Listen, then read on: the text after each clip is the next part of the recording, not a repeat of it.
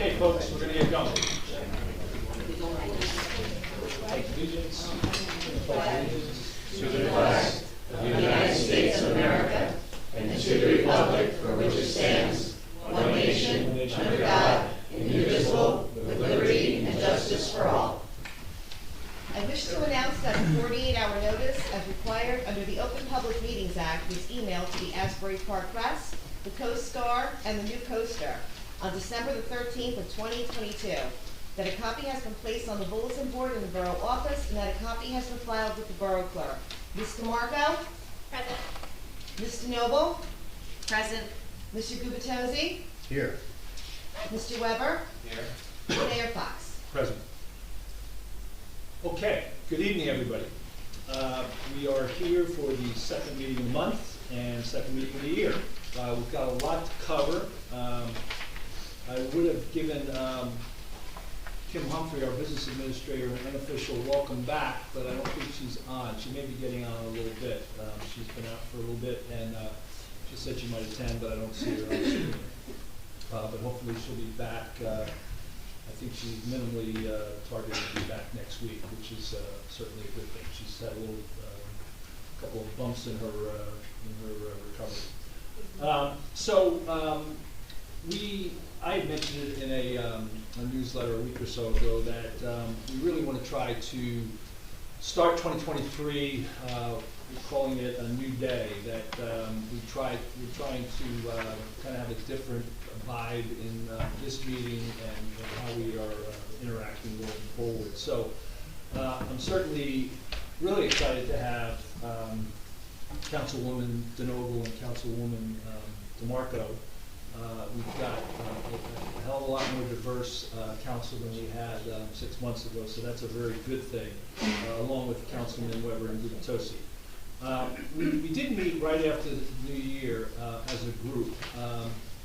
We didn't violate an open public meeting because it was really training. We didn't have any discussion about town business. It was more around organizational development. How could we be more effective as an organization? So we scheduled 2 hours and we spent 3, and we actually scheduled another session. We're going to try to have that when Kim gets back, because Kim joined us for that session. We disagreed once or twice last year as a council, maybe 3 or 4 times. And we're going to disagree this year. We're going to have disagreements, and that's just part of the game. But what we want to try to do is, I think I'll quote a former president, we can disagree without being disagreeable, so we want to try to keep it very constructive. So that's the way we're going to try to proceed. We do believe that'll give us a much more positive, brighter Bradley Beach, and it's not going to happen overnight. It's going to take some time and some effort. And we're going to have some glitches here and there. We might see some glitches tonight. Maybe we can work through those glitches, but we'll see about that. On your chairs, you should have gotten a doc. Actually, I guess 2 documents. One was commitment to Bradley Beach, and that's something we constructed as a group. I'll read that. I won't read the rules of engagement because that's 11 items, but I think it's important to read the commitment to Bradley Beach. That as elected officials, everything we do must be based on one objective: to serve the best interests of all residents, businesses, nonprofits, and visitors of Bradley Beach, openly and honestly. We'll create an environment where everyone feels included, is treated fairly, and has access to government. Positivity in social media, town meetings, and other exchanges becomes our norm. So that's kind of an overview statement. We have some rules of engagement. You all have them in front of you, and we feel pretty optimistic that we can do better. So that's our objective, to do better. So what I'd like to do now is just turn it over to my fellow council members, let them comment if they'd like to comment. So you can just go left, right. Sure. First of all, I would like to introduce and thank Eileen Flynn. She was the one that helped us, and she's the president of Legacy Teams. She helps leaders build legacies. Can you just stand up so everyone can say hello? She's also a resident here in Bradley Beach. She actually volunteered her time to work with us as a legendary team. So let's hope we're on the right path, and thank you so much. Again, she did not charge us anything for this, and she's just doing it as a resident and out of the goodness of her heart. And of the rules engagement, I have my 3 top favorites. Work together as a council to create solutions that work best for the residents of the borough through problem solving and compromise. That's how we get results, right? Number 2, we're all neighbors. Let's treat each other with kindness. Number 3, encourage and embrace public feedback.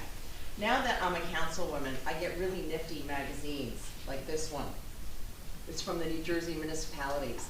And this fellow right here is Raymond Heck. He's the president of the New Jersey League of Municipalities. He's also the mayor in Millstone. And I'm gonna read a quote that he wrote in here that I liked. Listen to what the public is saying. They are your best source of intelligence on what's happening in your community. Respect the views and opinions of your fellow governing body members. So, are we all going to have the same views and opinions? Sometimes, yes. Sometimes, no. But we can all have civility, and we can all have respect. And I look forward to serving the borough with our new team with civility and respect. Thank you. You don't have to clap, that's okay. I clapped, that was so beautifully delivered. Oh, thank you.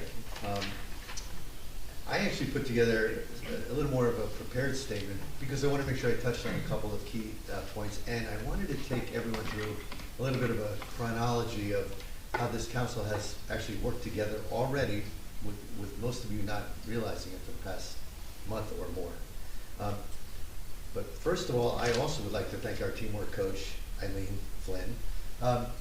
Eileen did volunteer her time, and we're thrilled to have you encouraging the positivity of the council, and really just pushing us towards a better spirit of collaboration.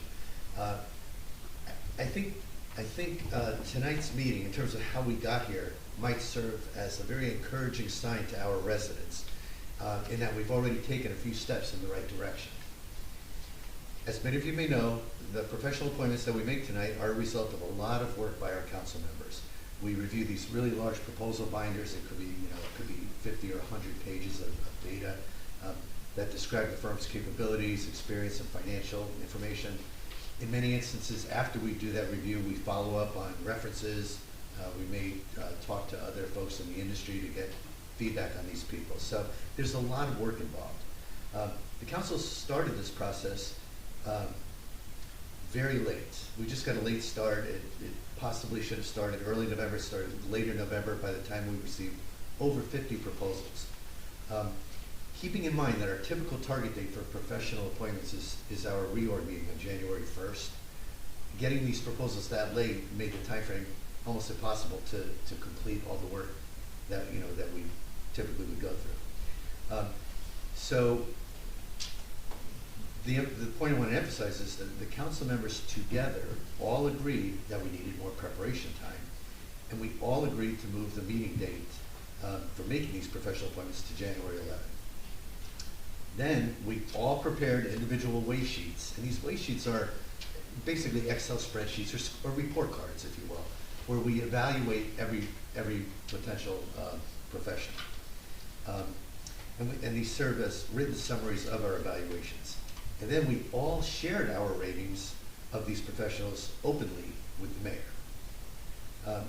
Unfortunately, then we did have to postpone the January 11th meeting, and although we were disappointed by that, we all still worked together towards tonight's meeting. During the month of January, the full month of January, the mayor organized multiple one-on-one meetings with each council member to allow each of us to share our perspectives with him. So this is behind-the-scenes teamwork that most of you would not be aware of. During this process, I met with Mayor Fox on 3 separate occasions at Borough Hall, in person, one-on-one. That's important to share with the audience because those 3 meetings in person, one-on-one with Mayor Fox, that likely exceeds the number of similar meetings that I had with the mayor in all of 2022. So to me, I thought that was a fairly significant step forward for at least the two of us as members of the council. As Mayor Fox stated, we should welcome disagreement because it helps us see others' perspectives. And I believe that each member of this council wants to do what is right for the borough of Bradley Beach. That doesn't mean we will always agree on which path will best lead us there. But I would say, tonight, don't be concerned when there is disagreement. What's really important is to observe how well the members of this council handle that disagreement. We must each continue to serve Bradley Beach to the best of our ability. As we do that, we must each demonstrate respect for the opinions of others. And finally, we must each continuously recommit to the transparent and honest delivery of our government, as we represent all of our constituents, each of us in our own diverse way. Thank you.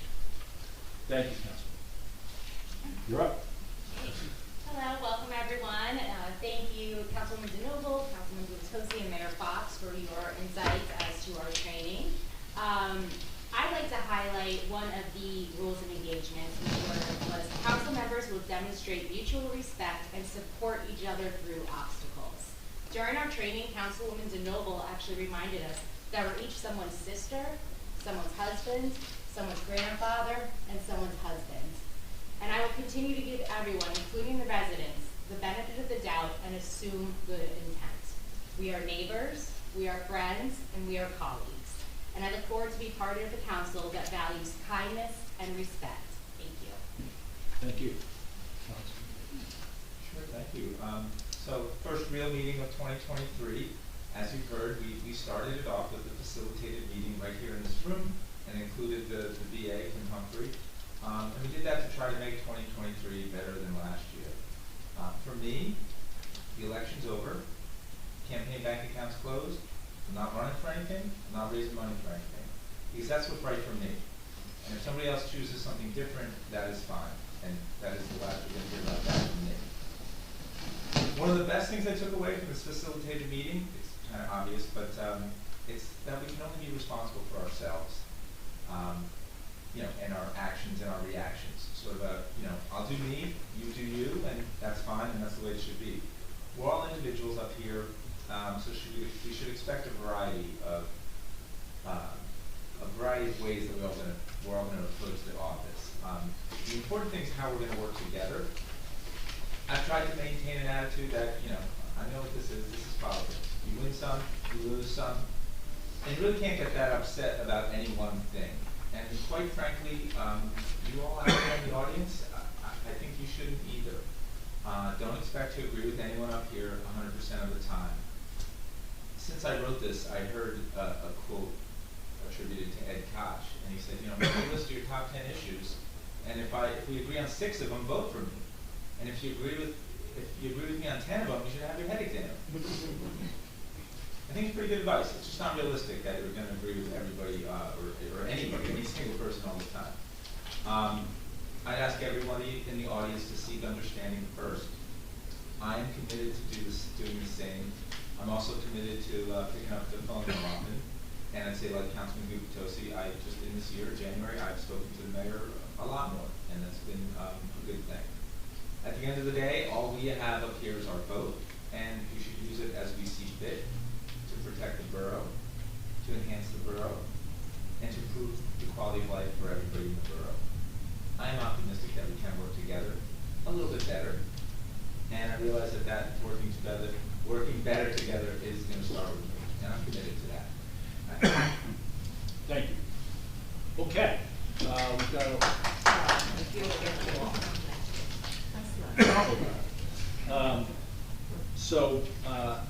as I said earlier, we got a lot on the agenda tonight.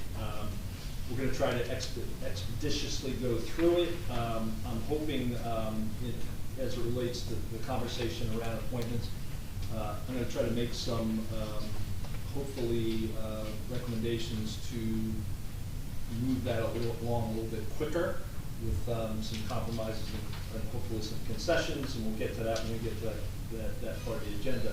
But between now and then, we've got a lot to do. We missed the meeting in the 11th, so we got a lot of bills that are on the bill list. There may be questions on that, and we have some other items that we have to cover. But with that, I'm just gonna really start motoring through here. We do have a workshop today, and it's good that it's raining outside, because across the hall, across the parking lot, there's probably buckets of, underneath the ceiling in the Biasi Center, because we've had a continual bad roof there for a number of years. Councilman Weber reminded me last year that he's been here 6 years or something and been trying to get this thing fixed. So Kim embarked on this probably 6 months ago, brought an architect in. He clearly, a flat roof is not a good thing, so he's going to talk to us about that a little bit tonight. Todd, if you can get the presentation going, hopefully. Kevin Settembrino is the architect that's been working on this. I believe he's square in the middle where it says Kevin's iPhone. I'm sorry? I believe he's right in the middle where it says Kevin's iPhone. Okay. So we're going to, hopefully y'all can see this presentation. And it's going to, what we're finding with our Wi-Fi, we might have to juice it up a little bit, because it's caused us some problems with presentations like this, but hopefully we'll get through it. Kevin, are you on? Good evening, Mayor. How are you today? I'm okay. Everybody can see okay? Good. So Kevin, why don't you walk us through this presentation of this workshop? Mayor, I can talk you through the drawings. I am driving at the moment, but I will tell you what's on the drawings and what the scope of the work is. Okay. Is that all right? Sure. So this project is for a roof replacement of the existing roof. It's about 4,200 square feet, and the existing roof is a single-ply EPDM rubber roof that will come off. Beneath that is a plywood deck. Below that is bad insulation. The existing bad insulation will be removed below the roof. New PVC roof, single-ply .060 membrane will go down over the existing roof. The existing rooftop units, there are 2 of them, will remain in place. There are 2 exhaust fans that will remain in place with new factory fabricated curbs. All the parapet walls on the perimeter of the roof will be blocked up so that we have adequate vertical surface. There'll be metal coping around the edge of the roof. We'll maintain the same slope on the roof. We're also going to take the gutter in the back of the building. There's one gutter and 2 leaders. Right now it's a 4-inch gutter and 2 leaders that go to grade. We're going to change that gutter to a 6-inch gutter and 2 similarly sized leaders. Those leaders are going to now go underground and will travel to the storm drain in the street, so we won't have any water in the cartway behind the building. Additionally, we found that one of the rooftop units is inadequately supported by the structure that's there, so we are reinforcing the structure, sistering up some joists adjacent to the rooftop units, or one rooftop unit closer to the main street, and we're changing the girder from 3 2x10s to an LVL to support that load properly. So we do have a quote from a state contract vendor. So we don't need to, that accommodates the local public contracts law, and that will accommodate the work that's done and completed in our drawings. The name of the contractor is Provco Roofing. My office has worked with Provco on projects that range from 20,000 square feet up to 300,000 square feet. So we've worked with Provco for several years. They're a tried and tested contractor, and we would recommend this contractor for this roof under state contract in accordance with the local public contract law. So there are three components again to this roof. One is a roof removal and replacement. Another one is structural reinforcement of the rooftop unit closer to Main Street. And the third item is the enlargement of the gutter and leaders and the storm, and piping that storm drain directly to the storm in the street and not piping it at grade to the rear of the building. So these improvements, plus the insulation will be replaced. It's bad insulation under the roof. These improvements will and plus there'll be a 20-year warranty on the roof as well. So Mayor, I think that gives you a scope of work with regard to the project. Okay, great, thank you, Kevin. So I'd really open it up to any of the council to ask questions or any concerns, comments that you have. Do we know what our plans are for this building? Is it gonna be for the zoning offices? Like, what's the intention? Well, right now, that's what's there. I don't see that moving anytime soon. We're gonna temporarily cram them in when we're doing this work, at least that's the proposal for the front office here, but it's gonna be pretty cramped. The customer interface is gonna be horrible too, because, it's just not gonna be, if you've been to the site across the parking lot, we've kind of opened that up so that people can see people, and we're actually gonna build another counter, so it's much more customer resident friendly. So there's no plans to do anything else. I do want to have a conversation with all of us around assets, because one of the first things I talked about 2 years ago was doing an asset inventory, and we were trying to get our heads wrapped around assets. That kind of we forewent that because of the Brand New Church project, because that was kind of a domino effect. If that happened, then what about everything else? So I'm sorry, I gave you a long answer to a short question. But I that's, actually have- so right now, there's no plans to do anything else but have that there. Okay, I understand, okay. Also, I have a question for Kevin. Did you consider, Yes. doing a truss roof, like a pitched roof instead, and maybe a longer warranty, like 40 years, if we did like Timberline? You're talking about an asphalt shingle. So an asphalt shingle roof, the minimum slope for an asphalt shingle roof needs to be 4 on 12. So you'd actually have to build a new roof over this roof, which would well exceed the cost of the project at the moment. Number one. Number two, there's more than adequate slope on the existing roof to use a .060 single ply PVC roof and get positive drainage. So again, the Timberline is a 35-year product-only warranty. This is a 20-year warranty, labor and material, which means if you have a leak within the next 20 years, this product is under warranty. You will call Garland as the manufacturer. You will call Garland, and they will come out and repair the leak at no cost. Thank you. You're welcome. So, I have a question very similar to Councilwoman DeNoble's. I did not know that this was in the works and that we were looking to replace the flat roof with a pretty close to flat roof. And I had the same question, can we put a pitched roof? And if the whole building faces south, we could have solar panels on it. And if I had known that this process was happening, I would have suggested that. I had this conversation with the mayor, but if you had to, back of the envelope, estimate that, Kevin, what would it cost to just put a pitched roof on it? Yeah. So let me, I'm sorry, go ahead, and I'll I was answer gonna the say, questions in reverse order. Timber frame pitched roof, what would that cost us? Because I think there's a lot of benefits to that. Again, you could put solar panels on it, I would think that we could get better headroom. I mean, one of the poor qualities of that building is that there's kind of a low ceiling, and you put a bunch of people in there like we used to. And for events, and it just feels kind of cramped, so I figured with the pitched roof, we could actually raise the ceiling a little bit too. And so what I would tell you is I don't have a cost for you on a pitched roof and changing the structure. Right now, the structure is wood joists that span from either the exterior perimeter wall to steel beams. You would have to change that structure, of course, so that you can open up. Again, I don't have a cost for you. Similarly, to put solar panels on the existing roof, we do need to check the capacity of the roof to make sure that we have the reserve load of at least 6 pounds a square foot. We have not done that.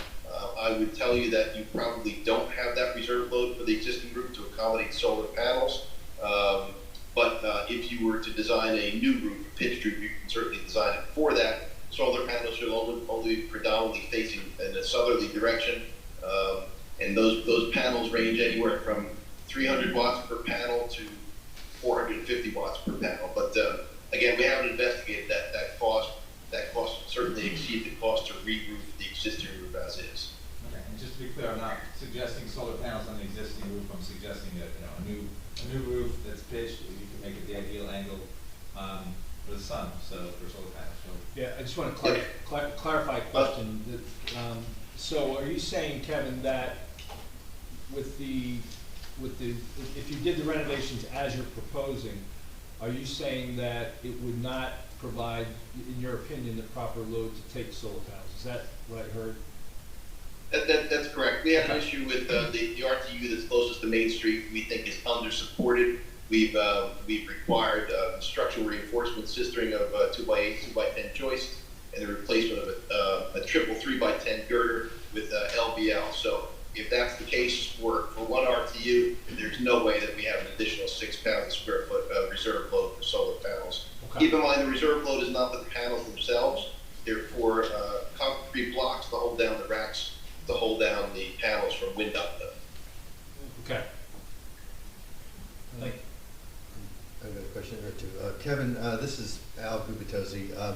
Just following up, I had in my notes that you said that this particular roof had a 20-year warranty for materials and labor, but the Pravco or Pravco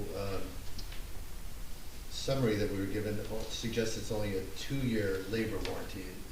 Which one is correct, or are both correct?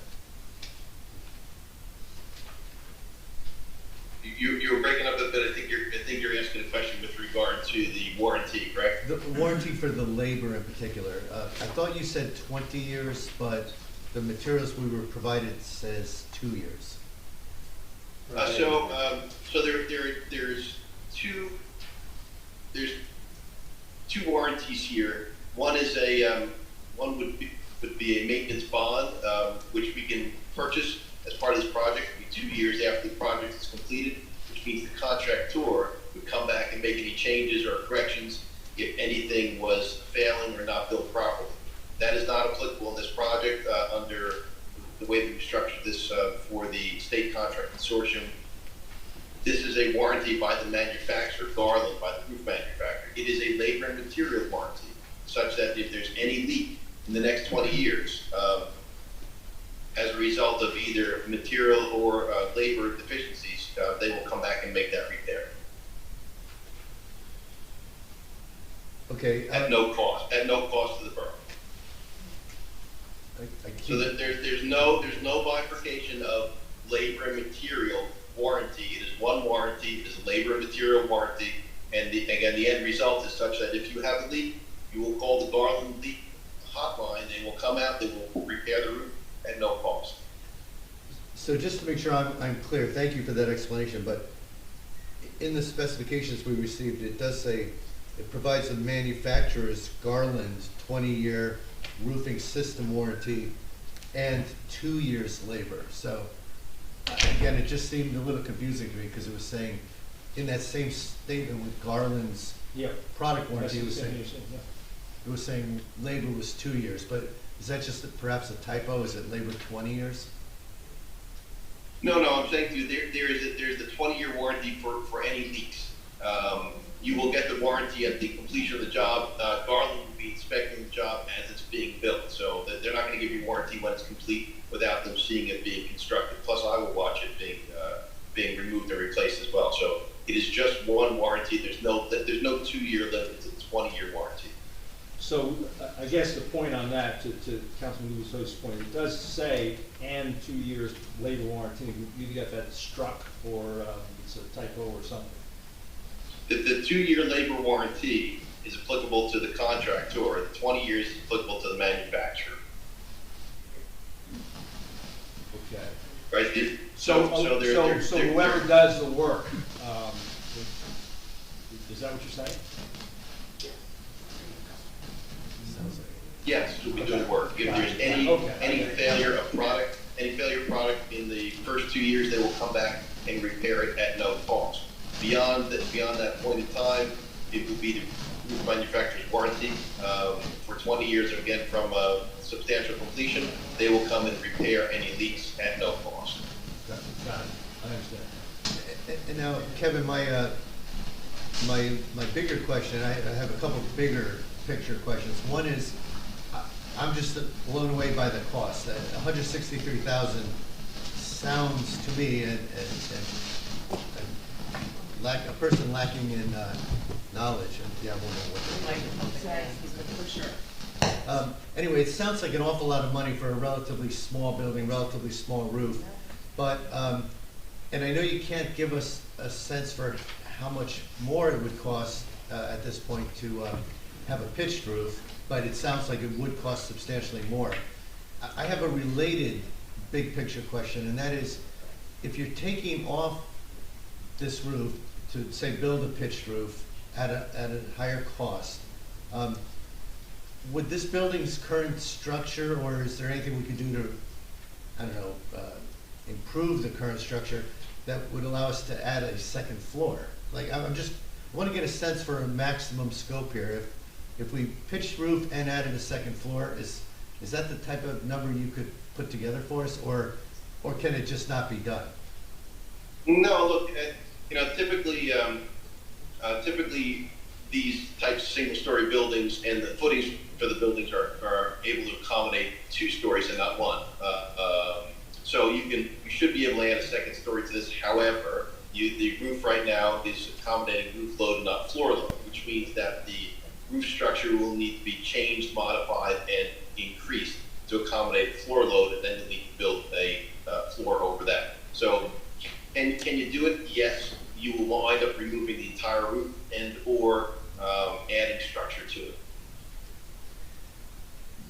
Right, so there's a roof load which is accommodated right now with regards to the structure, and then there's a floor load. Two very different loading scenarios.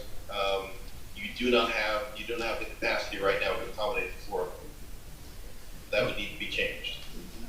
And again, I asked the question only because there's already been interest expressed in a pitched roof, and if we were going to consider that, I would just ask this follow-up question: how much more to add a second floor?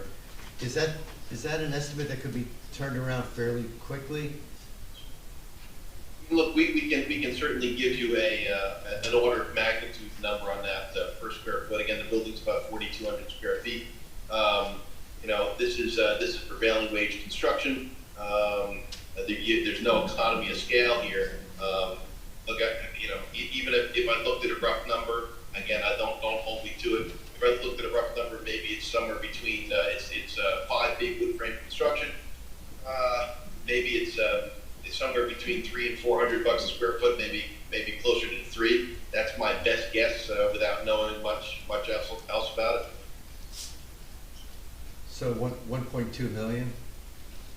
I mean that's prevailing wage. Even if I took it at $300 a square foot, again, fully fitted out and conditioned, right? Because you would do that with the space as well. Please keep in mind, though, that anytime any municipality owns a building that has a floor that's not at grade level, you must make it barrier free. What does that mean? That means that you must have some type of elevator or lift, limited use, limited access, or Lula lift. Okay.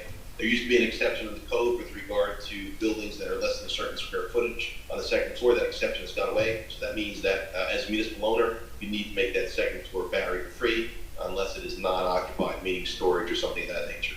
Right? So it would be an expensive proposition because you need to add barrier-free access and stairs. And my final question is there a less expensive way to repair the leaking roof? Less expensive. You mean we're right now it's a single ply EPDM membrane, right? So it's if it gets punctured, it leaks. It's pretty straightforward. Although we were going to recommend the multi-ply built-up roof so that it has some redundancy, based on the fact that you have 2 levels on this roof that we can't change. A PVC roof, single ply 0.060 membrane was recommended to have the best performance. So we actually wound up switching manufacturers to get a better performance on our single ply membrane. Is there a less expensive way to do it? Not to get the warranty, and not something that I'd be comfortable with. I mean, can you put a roof over this? I suspect you can, but you're not going to get the performance that you're looking for what you're going to pay. Okay, thank you. You're welcome. I thought it was pretty good.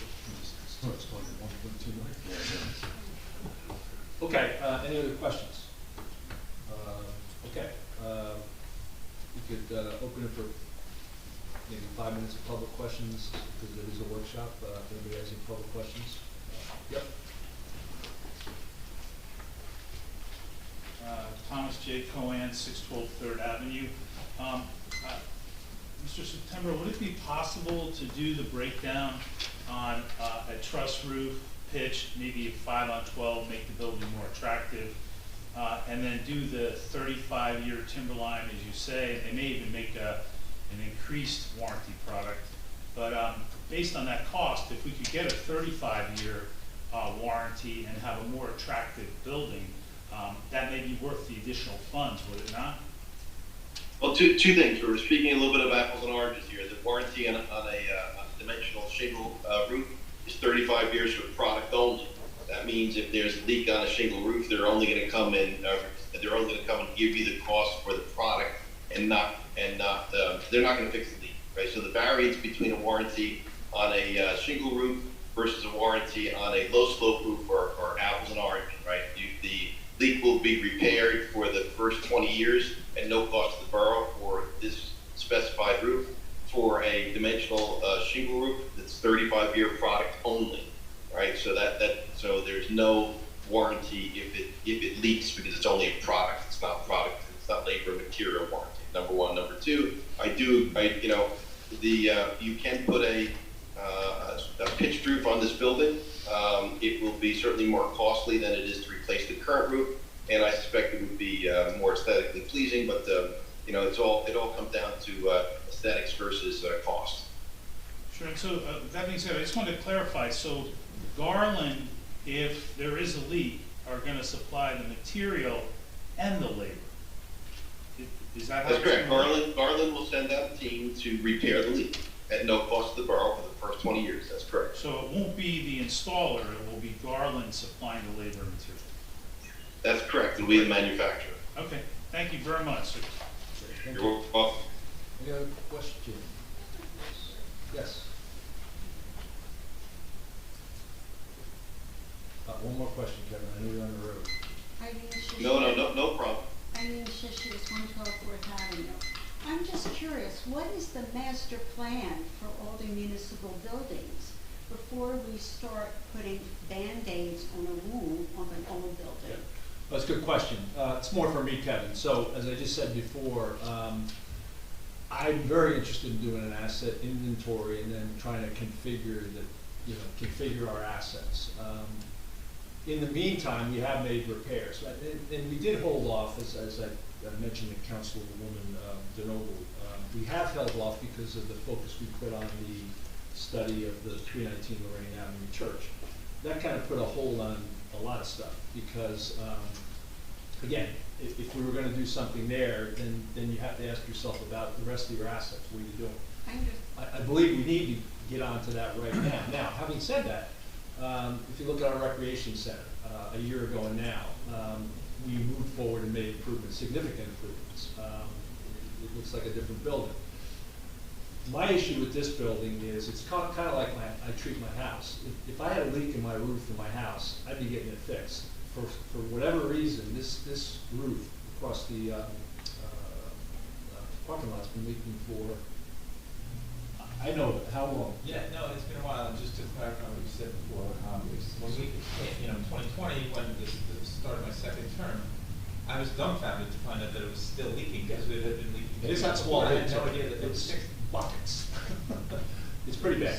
So it's a problem. So I understand your point, but it's kind of a chicken and egg thing. At what point do we just bite the bullet and say we're going to repair this? Do I think this is going to fit into our asset plan in that building? I do. So I don't think it's a high risk. We have issues in this building. I'm going to point back there. The court, we've had to reconfigure some of the files because we have some repairs we have to do on this roof.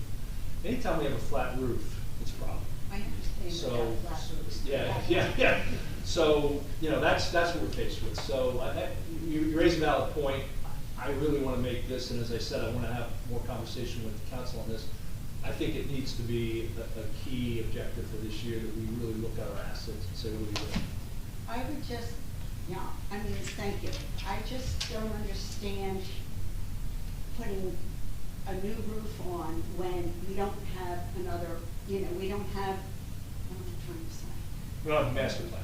Right. Yeah, I hear you, but at some point, it's kind of, I feel like we gotta bite the bullet here because Yeah, it's but it's just, a lot of money It's a to lot of money, just, yeah. it's a lot of money It is. that Yep. we might discover that we could have used elsewhere or done Yep. something else yep. to make But it. again, I'd say if you went home tonight from this meeting and you had a leak in your roof, what would you do?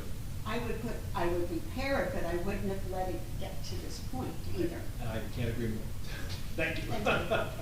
Yeah, yes.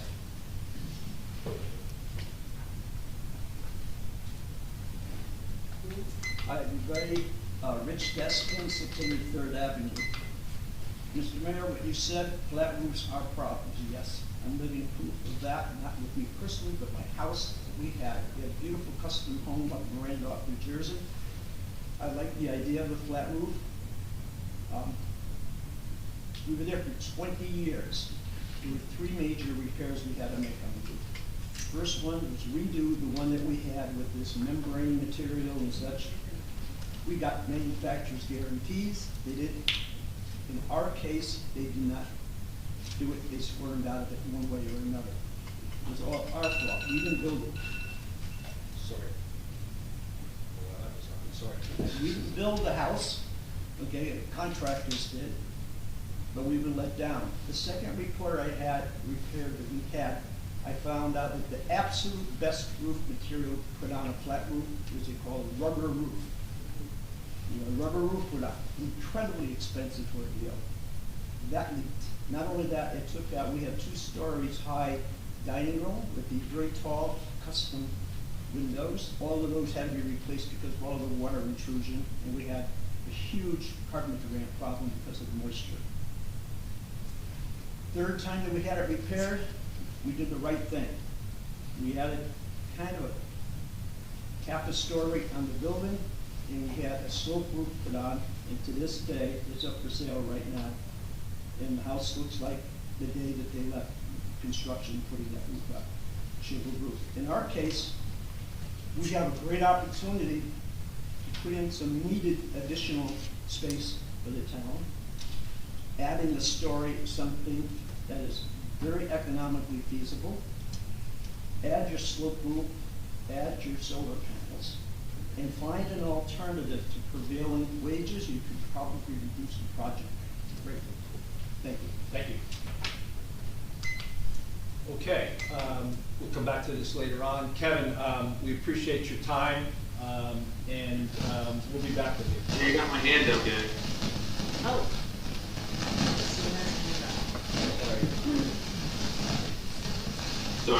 Sorry to butt in, that's but, right. Don Greenberg, 302 Park Place Ave.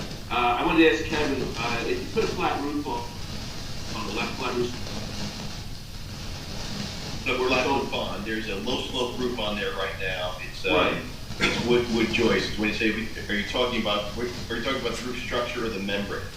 well, both, with the membrane you're putting on and the current roof structure support a solar system. No. So the membrane has nothing to do with the structural capacity of the roof. The structural capacity of the roof needs to, again, add another 6 pounds or have 6 pounds reserve load to incorporate a solar panel array. So Okay, well, would it void the warranty if you put a solar panel array on there? No. We've done it before. No. And thank you, Kevin. And the only other thing I'd like to say is that PVC is a pretty toxic substance in the production of it. If we want to be a sustainable town, we might want to think about other options instead of PVC. One of the byproducts when you make PVC is dioxin, which is one of the most toxic substances that can be found. So PVC is probably not the best sustainable choice. And I do remember, getting back to structure, I do remember that former Councilman Manel had said that the structural integrity of that building would not support a second floor, so that you might want to get a structural engineer to look at that before we entertain the option of putting a second floor on there. And that's about it. Thank you very much. Okay, thank you. Is there any other hands? I can't see. I do not see anybody else. Okay. Good. Thank you. I'm going to rely on you, Erica, to That's okay. Okay, we'll move to the next, again, thank you, Kevin. Todd, you Mr. can. Mayor, thank you very much.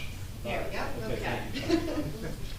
Okay, we'll now move to presentation of bids. Erica, do you have the, I put it there, but I can give you, yeah, please. no problem. Okay, we have, that's the first one, up, right? Okay, thank you. So we just have three short presentations of bids. First, Erica's going to lead, followed by me, followed by Councilwoman. Okay, good evening, everybody. I'm going to be reading a proclamation for Councilman Randy Bennell. Borough of Bradley Beach. Proclamation recognizing Councilman Randy Bennell.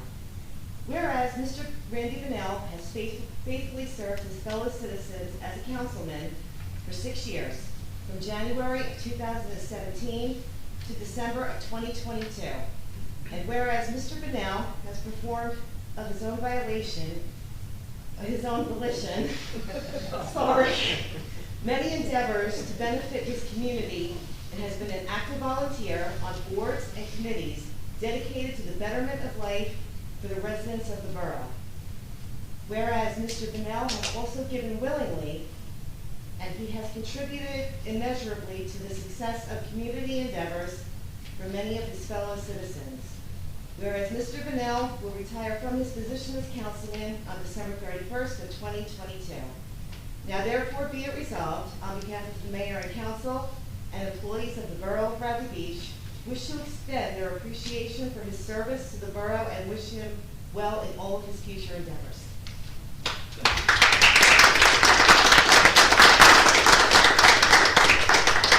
Okay, I will stand for this Borough of Bradley Beach proclamation recognizing Councilman Tim Sexsmith. Whereas Mr. Tim Sexsmith has served the Borough Council for 3 years and 1 year as Council President in 2022. Whereas Mr. Sexsmith has given generously of his time and effort as a member of the Borough Council with diligence and effectiveness, and has made a constructive contribution to his associates and to the community.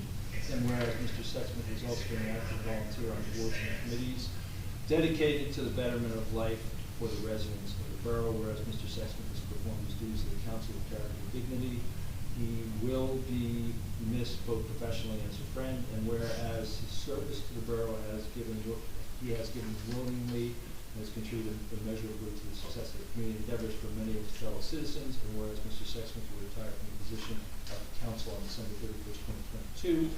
Now therefore be it resolved that the mayor and council, borough employees and volunteers of the Borough of Bradley Beach wish to extend their appreciation to Mr. Sexsmith's contributions and service to the community.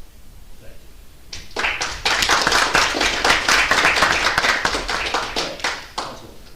I'm going to read a certificate of appreciation presenting to Dr. George Heflick.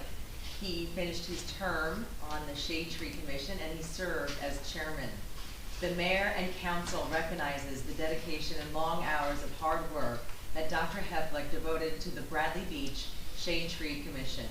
This volunteer spirit provided tremendous support to our council officials, borough employees, and to our residents, and will always be appreciated. And just on a personal note, I am a friend of George's and I'm also a commission member. And I'd like to add that George leaves behind a solid legacy of strategies, of guidelines, and trees. And we thank you, George. You planted the seeds for Bradley Beach to grow and flourish for generations to come. Thank you.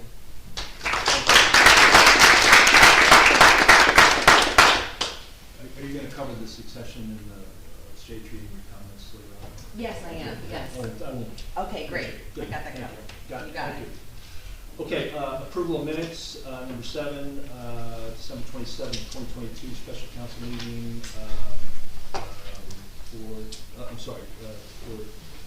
start again. Approval of minutes for the December 27th, 2022, special council meeting. Make a motion to approve those minutes. Second. Ms. DeNoble? I was not at that meeting, so I'll abstain. Right. Ms. DeMarco? Abstain. Mr. Gubatose? Yes. Mr. Weber? Yes. Mayor Fox? Yes.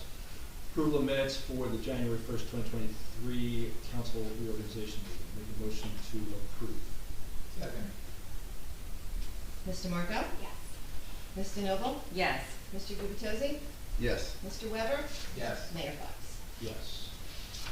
Okay, we'll now go to public comments pertaining to the 125 agenda. 5-minute limit, single instance to speak per participant, whether in person or virtual. Try to keep us honest with the virtual. Again, Erica, I have trouble seeing those here. Yes, that's fine. I can see the Any hand. questions on the agenda? Yes.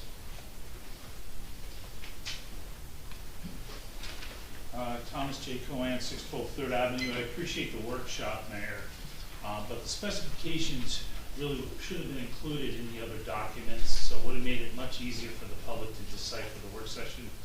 Also, I'm disappointed to see that it's on for a vote the same night you had a work session. It was the understanding that that wasn't going to be how things were done. So again, I guess things just keep changing. The green spot is also a little troubling for me because the contract and documents were not there for the public to decipher exactly what's going on. So fortunately, I did an Oprah request for it, and our clerk, Ms. Costa, she was nice enough to give it to me as the meeting started, so I had about 4 minutes to decipher it. I just, again, don't think this is fair for the public. But I just want you to understand, in what she gave me, it says, the company will have the right to add space on EV charging stations and may otherwise use advertisements on or inside the vehicles at locations on the borough or other websites and mobile locations. GreenSpot anticipates using the ad space during the term of the project. So not only are we getting these charging stations, which may be old technology, I haven't been able to review the specs, so I don't know. But also now we're going to have advertising on these. You know, so again, I don't know what type of advertising. I kind of envision when you go to the gas station and there's a little TV monitor on there flashing at you. Who knows what it could be? Again, we need specifics, and we need to be included. You made a quote tonight, which I thought was kind of interesting. You said, it's part of the game. Well, this isn't a game. It's part of the game. Yes, that's a quote about when you commented on this. You said, it's part of the game. This isn't a game. I don't think a shareholder meeting of Johnson & Johnson is a game. It's a serious event. We're shareholders here. We need to be included, Mayor. Also then, I'd like to comment on, because I only have 5 minutes, it's a double meeting. I would appreciate it if you gave me 10 minutes because it's double the amount of work. So if you'd like to make that motion and give me 10 minutes, I would appreciate it. No? Okay. Okay, great. I just wanted to address a couple things here. One is the resolution for the police chief. And the reason is, you know, it needs to be done right for the chief, it needs to be done right for us, and it needs to be done right by the council. Now, I know you haven't been here very long, but there was a previous case in 2016 where there was a lawsuit over the presentation of the chief's contract. And this really isn't fair, but you put a resolution up to approve the chief's contract, and there's no consideration. So we, the public, do not know how much the payment schedule is. The contract is not posted in additional documents. So it's really not fair, again, to us, and it's not fair to the chief. So I would request that you table that for tonight, put the consideration in the resolution, and attach a copy of the chief's contract for everyone in town to review, and get it done the right way. Like, you canceled the meeting because you were an hour late getting it posted because you were concerned about people suing. Well, do it right. You said, let's do it right for 2023. So I would make that recommendation, and I would appreciate if you gave everyone a little more time because, again, this is a double meeting. It's really not fair to us. But thank you very much, Mayor. Thank you. Anyone else? Yes.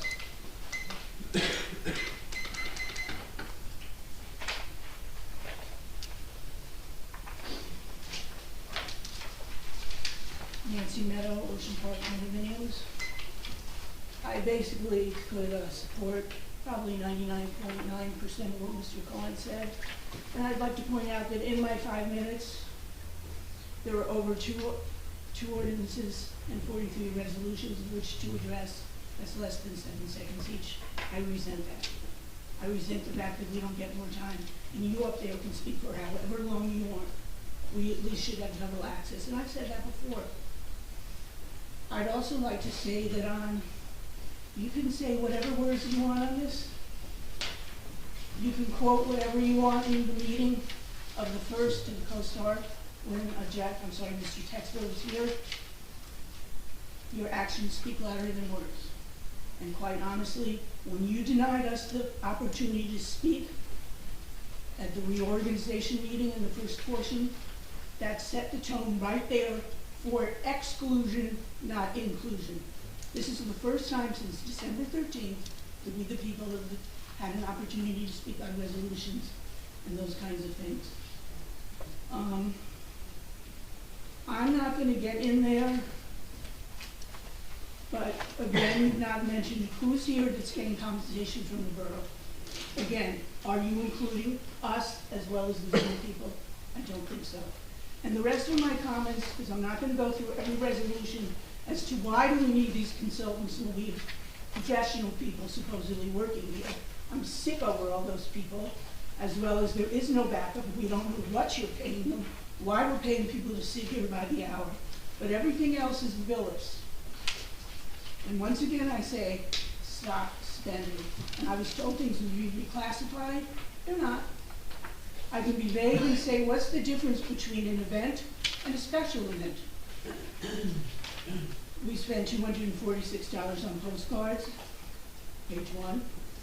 I spoke on December 13th about the ridiculous amount of money we spent shipping in beach badges. That was December 13th we paid that bill, which I would assume to be the first bill of beach badges. But now we're paying a $100 deposit. Something's not right there. We have meters that we're paying for. Where do we have meters? Why are we paying the library bills?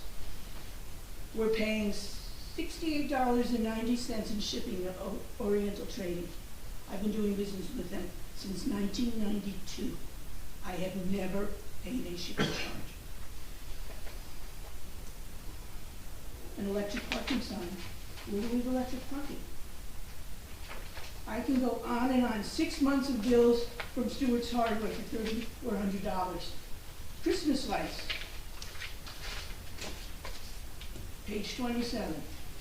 The green spot thing, we're going to be determined where those are going? I don't think so. I think when you get a contract, you specify where things are going. Because every time we don't specify is when we get wronged. I guess would be the polite way to say it. The chief, again with his contract, it's my understanding it's going through the end of 2024. Good for him. I believe he turned 65 prior to that. I would think the contract should only run through that age and then be determined afterwards. We spent $335 on note cards. Are they, how many do we get? Are they letterpress or are they copper plate engraving? That's an awful lot of money for note cards. Locks on buildings. This is the building was for today's meeting, not the one, the prior one we missed. $875. Page 6 and 7 flags. Where are the flags going? Again, I was told by this administration that things would be straightened out and clarified with the new year. I don't see it happening. Staples. For camp, we're paying now a bill that's dated October for camp. It includes Slim Jims and muffins. Quite obviously, this borough is not spending their own money. They're spending my money. And what I say to the legislators is you're put in a bad position because these things have already been brought to us. I've said that before. But maybe what you can do is start legislating every little nitpicky thing. to try to get something done for the people, because we do not feel that you're doing that. Thank you. Thank you. Yes.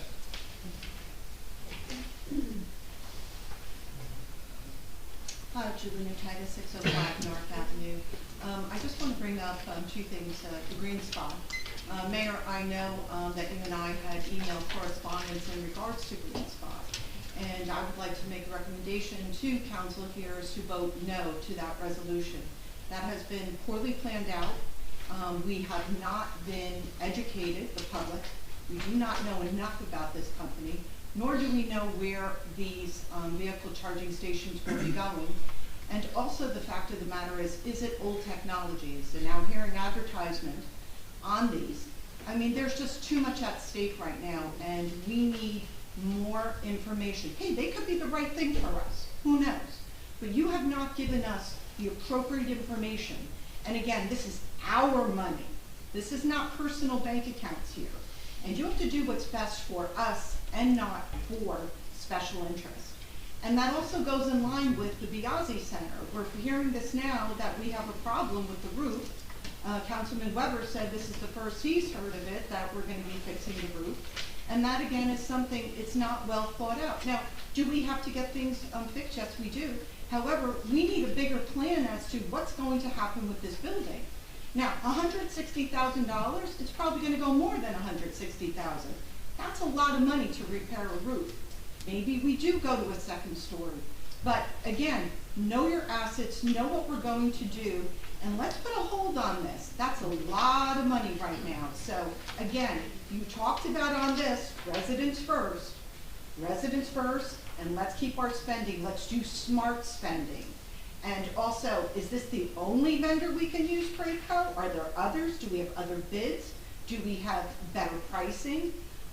There's so much more that needs to be unearthed here, and also that all the council members need to be educated on, as well as the residents.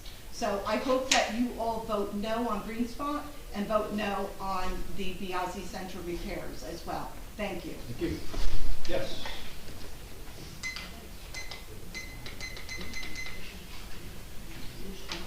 My name is Shishias, 112 Fourth Avenue. I am absolutely opposed to Green Spot and having advertisements on it. That is just not what I feel our town should be promoting. No way. Thank you. Okay, thank you. Yes.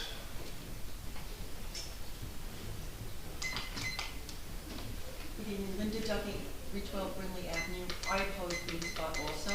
First of all, I think we're jumping the gun on even entertaining having this come to our town.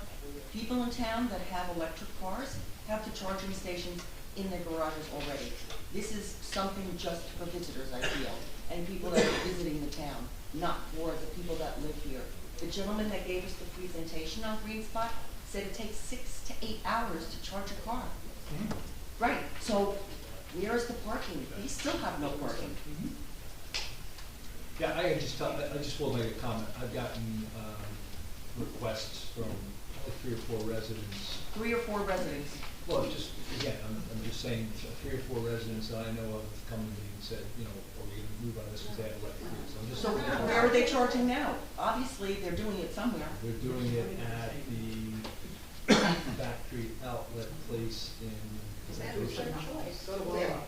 Most employers now that have big businesses have charging stations at work. Yeah, yeah. Correct? So I'm just, I think it's a little early for us to even entertain this because, when you think about it, new technology with the charging stations. I heard that Green Spot had an issue in Asbury Park with their charging stations already. I talked to the mayor more, but anyway, regardless. last week, the mayor of Asbury Park. Actually, Green Spot's been in Asbury and Red Bank. Asbury's been up for, he said 4 months, and he said it's really gone well. That's just his comment. But it's a different situation in Asbury Park with the way their town is situated. This is more of a, I don't know how to say it. I consider Asbury Park more of a city. This is a family neighborhood. Well, I did talk to the mayor of Red Bank too. They are upgrading because they've been doing it for a while. So I just look for feedback, what's the feedback? Yeah. Thank you very much. Thank you. Okay, is there any hands? We have two hands up. Resume. Okay, first we have Kristen Mahoney. Good evening, Kristen. Ms. Mahoney? Hi, thanks. No problem. Can you just- Kristen Mahoney, 200 Lorraine. Just a couple things. One, I also oppose Green Spot. I think it's another way, again, that we're selling the town. Number two, with regard to the police chief's contract, I second what TJ Cohen said. We shouldn't have to Oprah the police chief's contract. It's our money, it goes into our budget. This is the second time we're doing a vote on it, and we still don't have any transparency into it. And I know on the agenda tonight, we're talking about hiring an architect to redo the rec center. Since we are one of the densest towns of the Jersey Shore, I was hoping maybe the architect or the council could see about getting a spot in the rec center to have a dog park. I know we're gonna try to get, I guess we're trying to get a grant tonight. There is a $25,000 grant. There's 4 of them given out every year by PetSafe. It's called Bark for Your Park. I believe they give out $100,000 every year, and I'd love if we could look into that. Since we're such a dense town, we also have a lot of dogs, and the dog beach is great, but having a dog park for our dense town would be great as well. So if we could build something into the grant for our dogs, I think that'd be wonderful. And those are my comments. Thank you. Okay, can't see it. Okay, no, it's okay, a minute. Next we have Donna. I'm sorry, your last name is cut off. Donna D. Mancini. Hello, I'm Donna Mancini, Thank you. and I would like to object to Green Spot, and I would like to say ditto to the neighbors who have already spoken. I would just like to add that one of the locations selected by Joe DeSimone of Green Spot was 97 McCabe Avenue. He proposed putting 4 pumps in front of 5 townhouses. In Philadelphia, they would call them row homes. These 5 foot slabs of concrete would be 2 to 3 feet from our front lawns. We would lose privacy and safety because anybody can come and park their cars in front of our homes all hours of the day and night. In addition, there would be 5, maybe 6 parking spaces that would now be taken up by parallel parking cars who would come to Beach Block to fill up their electric vehicles. Now, Mr. DeSimone feels that this is an optimum place to place these pumps. However, I've checked with Blink and a number of other organizations, including the Fuels Institute organization, who opposes any placement of these units close to individual homes. I'm here to represent my neighbors on McCabe Avenue, my neighbors on Ocean Avenue. There are a number of apartments, complexes on McCabe Avenue, condos on Ocean Avenue that don't have any parking.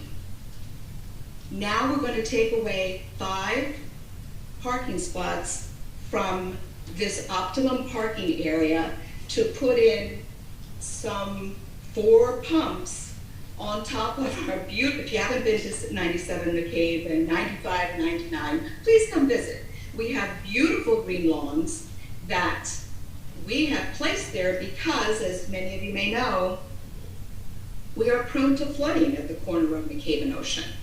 Now, they're going to take away all of our wonderful grass that is from the curb to the street and they're gonna put concrete slabs on it. I have been in communication with Mr. DeSimone, and he is committed to putting these units in front of private homes. I'm not talking just about us. I think none of my neighbors in Bradley Beach should have to suffer the stress and anxiety that we have all had to suffer, not knowing when the sword of Damocles will fall on us and these units will be placed in front of our homes. So I rigorously oppose green spots, not only for us, but for all of my Bradley neighbors. If you're going to have EV charging stations, they should be on Main Street where the people can be entertained. They should be, I don't know, Darcy's Bar, where you're gonna go and watch, you know, poker. Ms. Mancini, you've gone by, Yeah? you've gone past your 5 minutes. Yes? And, I can't hear you. you can't hear me? Can you hear me now? Hello? No, you have to unmute. The host would like you to, Unmute. hello? I think she muted herself. I was cut off, Oh, and I okay. didn't, Yeah, hear- can you I hear me did now? not hear what, Can you hear me now? I can hear you. Sorry, the computer backed up. Yeah, you're over your time. So number one, certainly hear everything you're saying. That location was removed. McCabe Avenue initially was on the east side of McCabe. It was really on Ocean Avenue across from McCabe. But anyway, as a practical matter, most of these are on Main Street or in this parking lot right here. There's certainly design work to be done, and we appreciate your comments. Okay, any other hands? I saw Fran Giordano's hand up. Fran, did you want to speak? Yes, Fran Giordano, 100 McCabe Avenue. I'm not going to take up more of your time and reiterate every single thing that Donna Mancini just said, but I do want you to say that we also completely oppose the idea of placing these EV stations at 97 McCabe. I'm glad to hear that you said it was removed, and I would like some reassurance that it's not going to be planned there in the future. That's my comment. Thank you. Thank you. Yes. Ms. Leahy. Good to see you. Thank you. Hello, I'm Jean Leahy from Park Place Avenue. I definitely oppose the green spot. Listen, if you give in, this is a nice community town. We're all here because we love this town. And who needs all that? I have a hard enough time parking on the street as it is now, so I do not want them at all. And I have one question to say about the Blasi. The Blasi building was built for seniors, by seniors, it's on the thing. And we've been displaced, we seniors, we're fine in the firehouse, but it's not that convenient. And if you do build up, would you let us come back? Will give us a spot there? That's it. Thank you. Yes.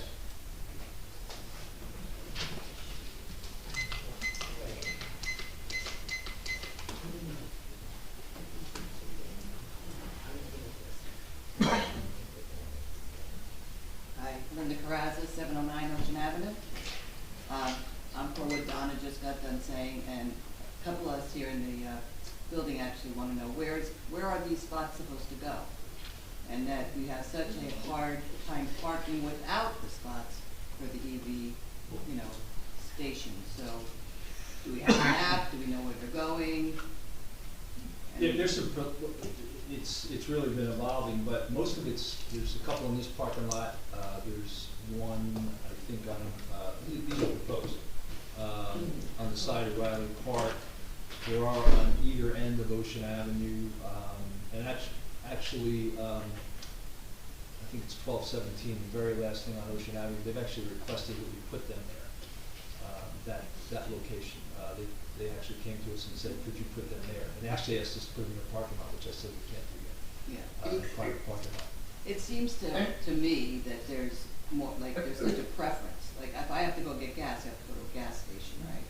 So we're putting these throughout the whole town, and it seems like it's mostly up front, Ocean Avenue area. No, it's Main and Ocean.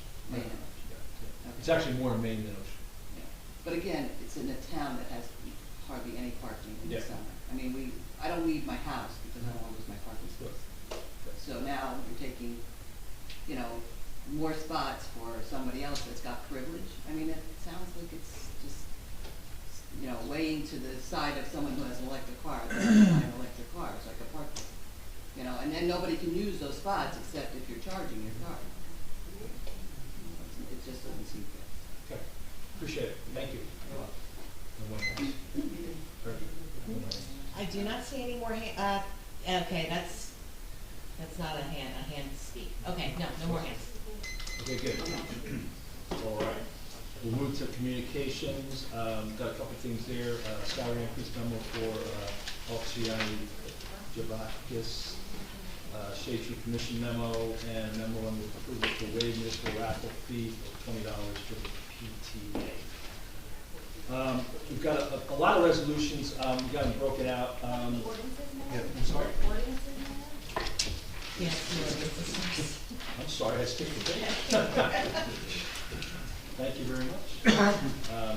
So ordinances, well, we're done with communications. We're going to go back to number 9. I went out of sequence. My apologies. We have 2 ordinances. One is a bond ordinance 2023-02. The ordinance providing for McCabe Avenue stormwater outfall improvements, appropriating $1 million thereof, and authorizing the issuance of $1 million in bonds and notes to finance a portion of the cost thereof, authorized in and by the Borough of Bradley Beach, County of Monmouth, New Jersey. First, ask if there's any council comments on that. Yes. I had just one. I believe, but I'm just asking to confirm, is this all tied to the beach utility? So from a... Yeah, we checked with... that service standpoint, it'll all be beach utility? Anthony was coming through the stratosphere here. No, we checked out with Anthony, and it's beach, yes. That's my only question, thanks. Any other questions? Okay, I'll move to make a motion to approve ordinance 2023-02. Do I have a second? Second. Ms. DeMarco? Yes. Ms. Noble? Yes. Mr. Gubatose? Yes. Mr. Weber? Yes. Mayor Fox? Yes. For adoption, we have 2023-1, the calendar year 2023 ordinance to exceed municipal budget appropriation limits to establish a cap bank. I'll make a motion to open the 2023-01 adoption hearing for, well, first council comments. I'm sorry, before any council comments. If not, I'll make a motion to open 2023-01 adoption hearing for public comments. Do I have a second? Second. Ms. DeMarco? Yes. Ms. Noble? Yes. Mr. Gubatose? Yes. Mr. Weber? Yes. Mayor Fox? Yes. Yes. Thomas J. Colan, 612 3rd Avenue. Annually, I always object to this ordinance. The legislature has told us, oh, you're going to have a 2.5% cap on spending. Okay, then they create things that are outside the cap. Then they say, oh, we can increase the cap to 3.5. But they've also added more things outside the cap. So my objection is, when do taxpayers get what they told they're going to get? Because we're not getting controls on taxes in New Jersey at all. And this is a reason why. There's always a way around it. Our tax bills go up every year, and I would recommend that you vote no. Thank you very much. Thank you. Anybody else? Okay. I'll make a motion to close the adoption hearing and move to approve resolution 2023-01. Second. Ms. DeMarco? Yes. Mr. Noble? Oh, okay. Yes. Mr. Gubatose? Yes. Mr. Weber? Yes. Mayor Fox? Yes. Okay, we'll go to 11. We've got this. I just have a quick question about communications. Sure. I did find a typo on the Shade Tree Commission memo. Oh, you did? Yeah, it says Councilman John Weber will serve as an alternate Shade Tree. It's actually additional. As per ordinance, we have 2 liaisons for that commission, so I just would like to have that corrected. Corrected. Additional? Yes. Okay. This is what it is. I actually got that got Yeah, that I one. have it, okay. Perfect, thank you so much. Thanks, Eric. Yeah, the reason that was, it wasn't actually a typo, I had a meeting with, I'm old- Larry Bagwell? Larry, thank you. Yeah. Bagwell. Because we got Bagwell. Bagleys and Wells. So Yes, I it's know, like it's Laura with Bagley. Larry and with Nick.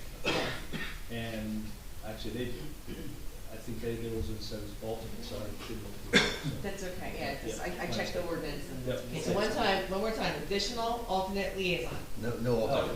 No alternate, just additional liaison. Because there's Yeah. two, the ordinance Gotcha, says okay, two. additional liaison, got it, thank you. Thank you.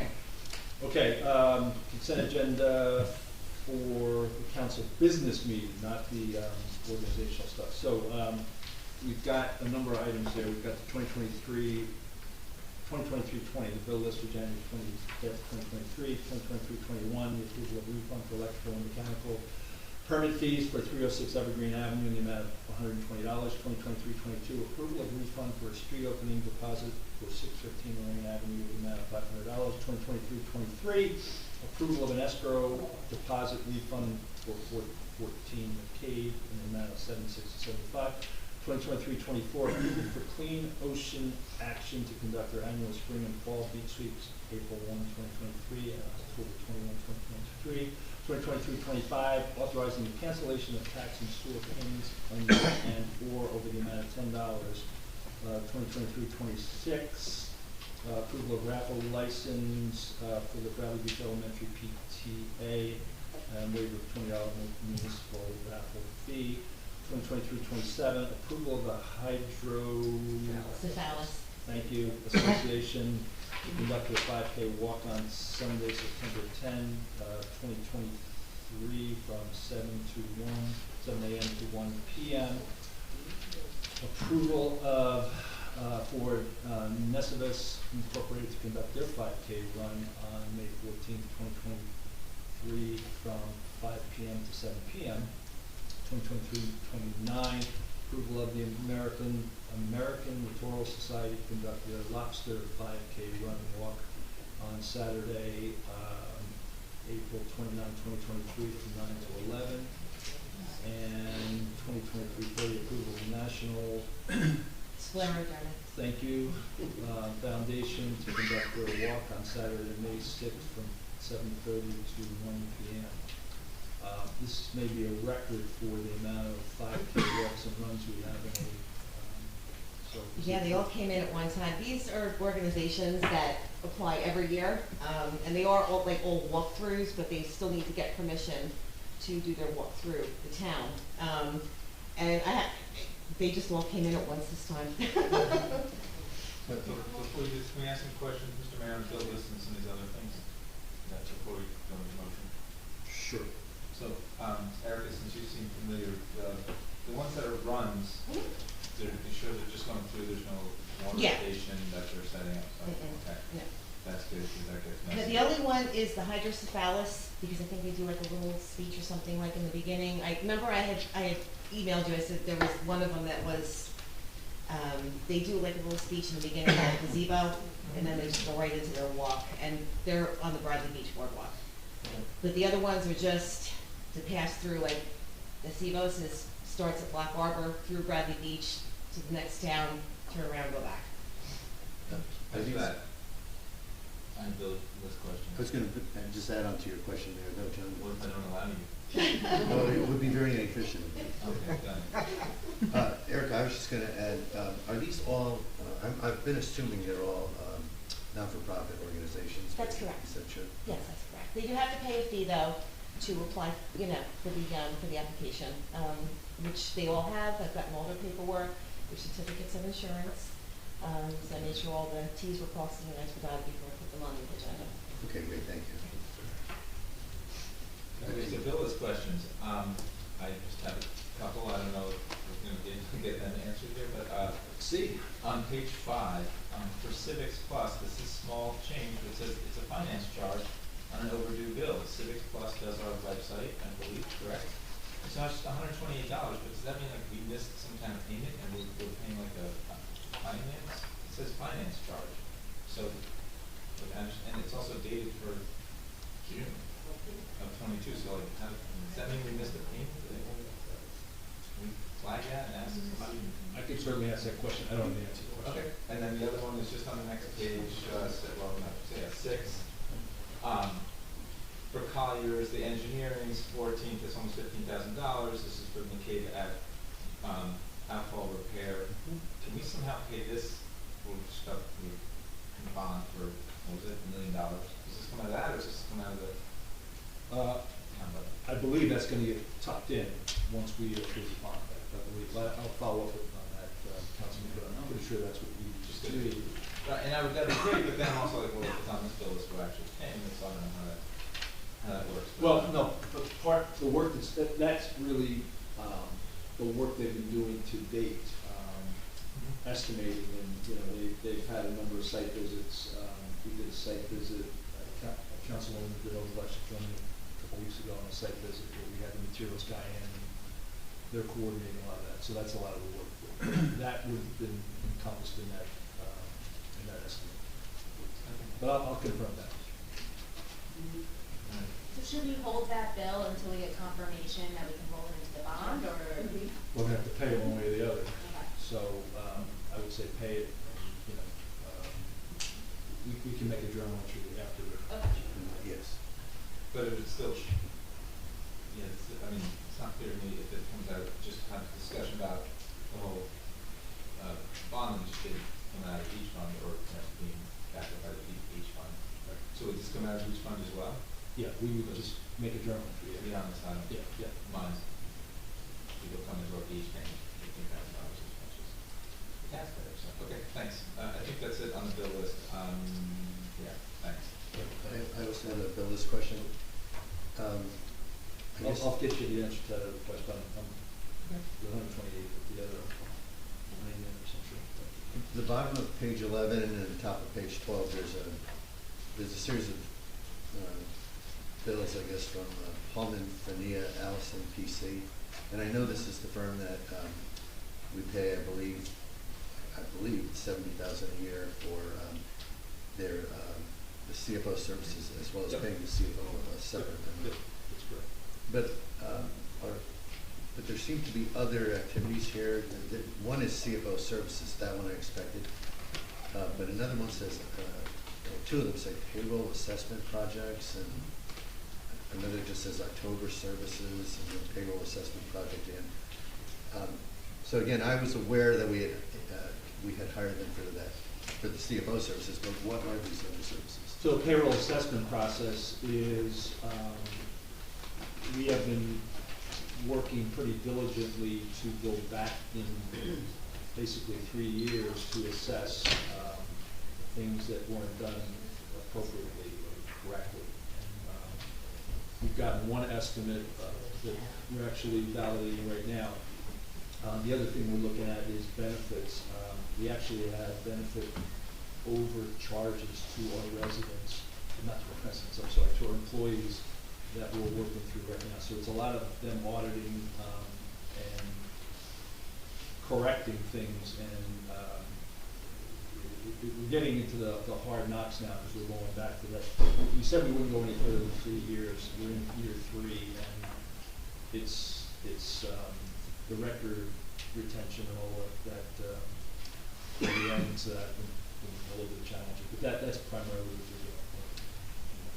So I guess, okay, so there's, my quick math here, there's $4,500 that's CFO services out of $24,500, so there's $20,000 that, just as a council person, I wasn't aware we were spending this money. Is that something we've separately?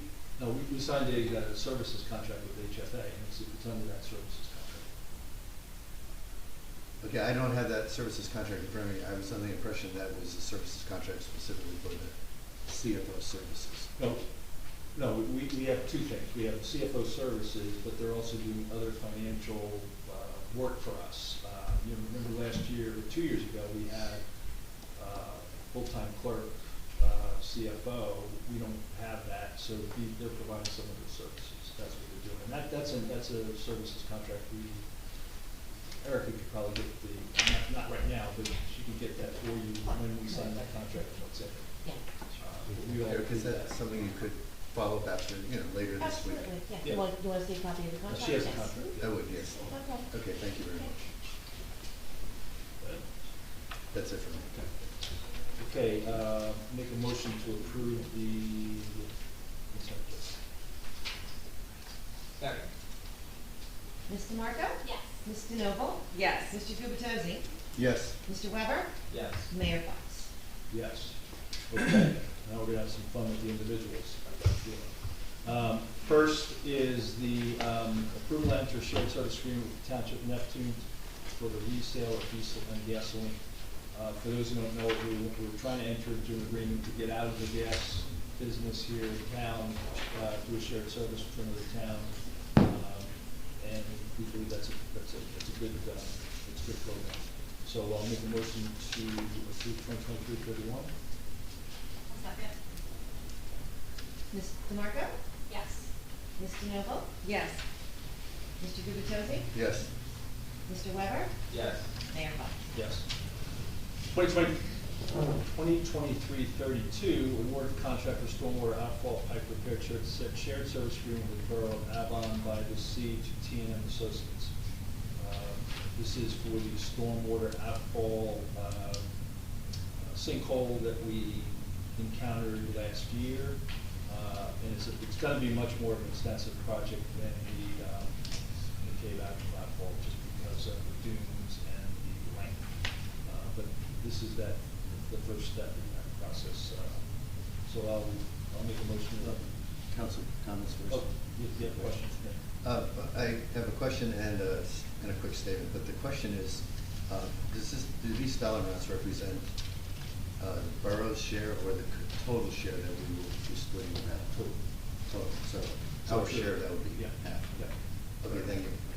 And the statement, I just want to make really, because I had a handful of folks reach out to me as a council person saying, why are you guys voting for a $200,000 expenditure when we've listed other expenditures at $60,000?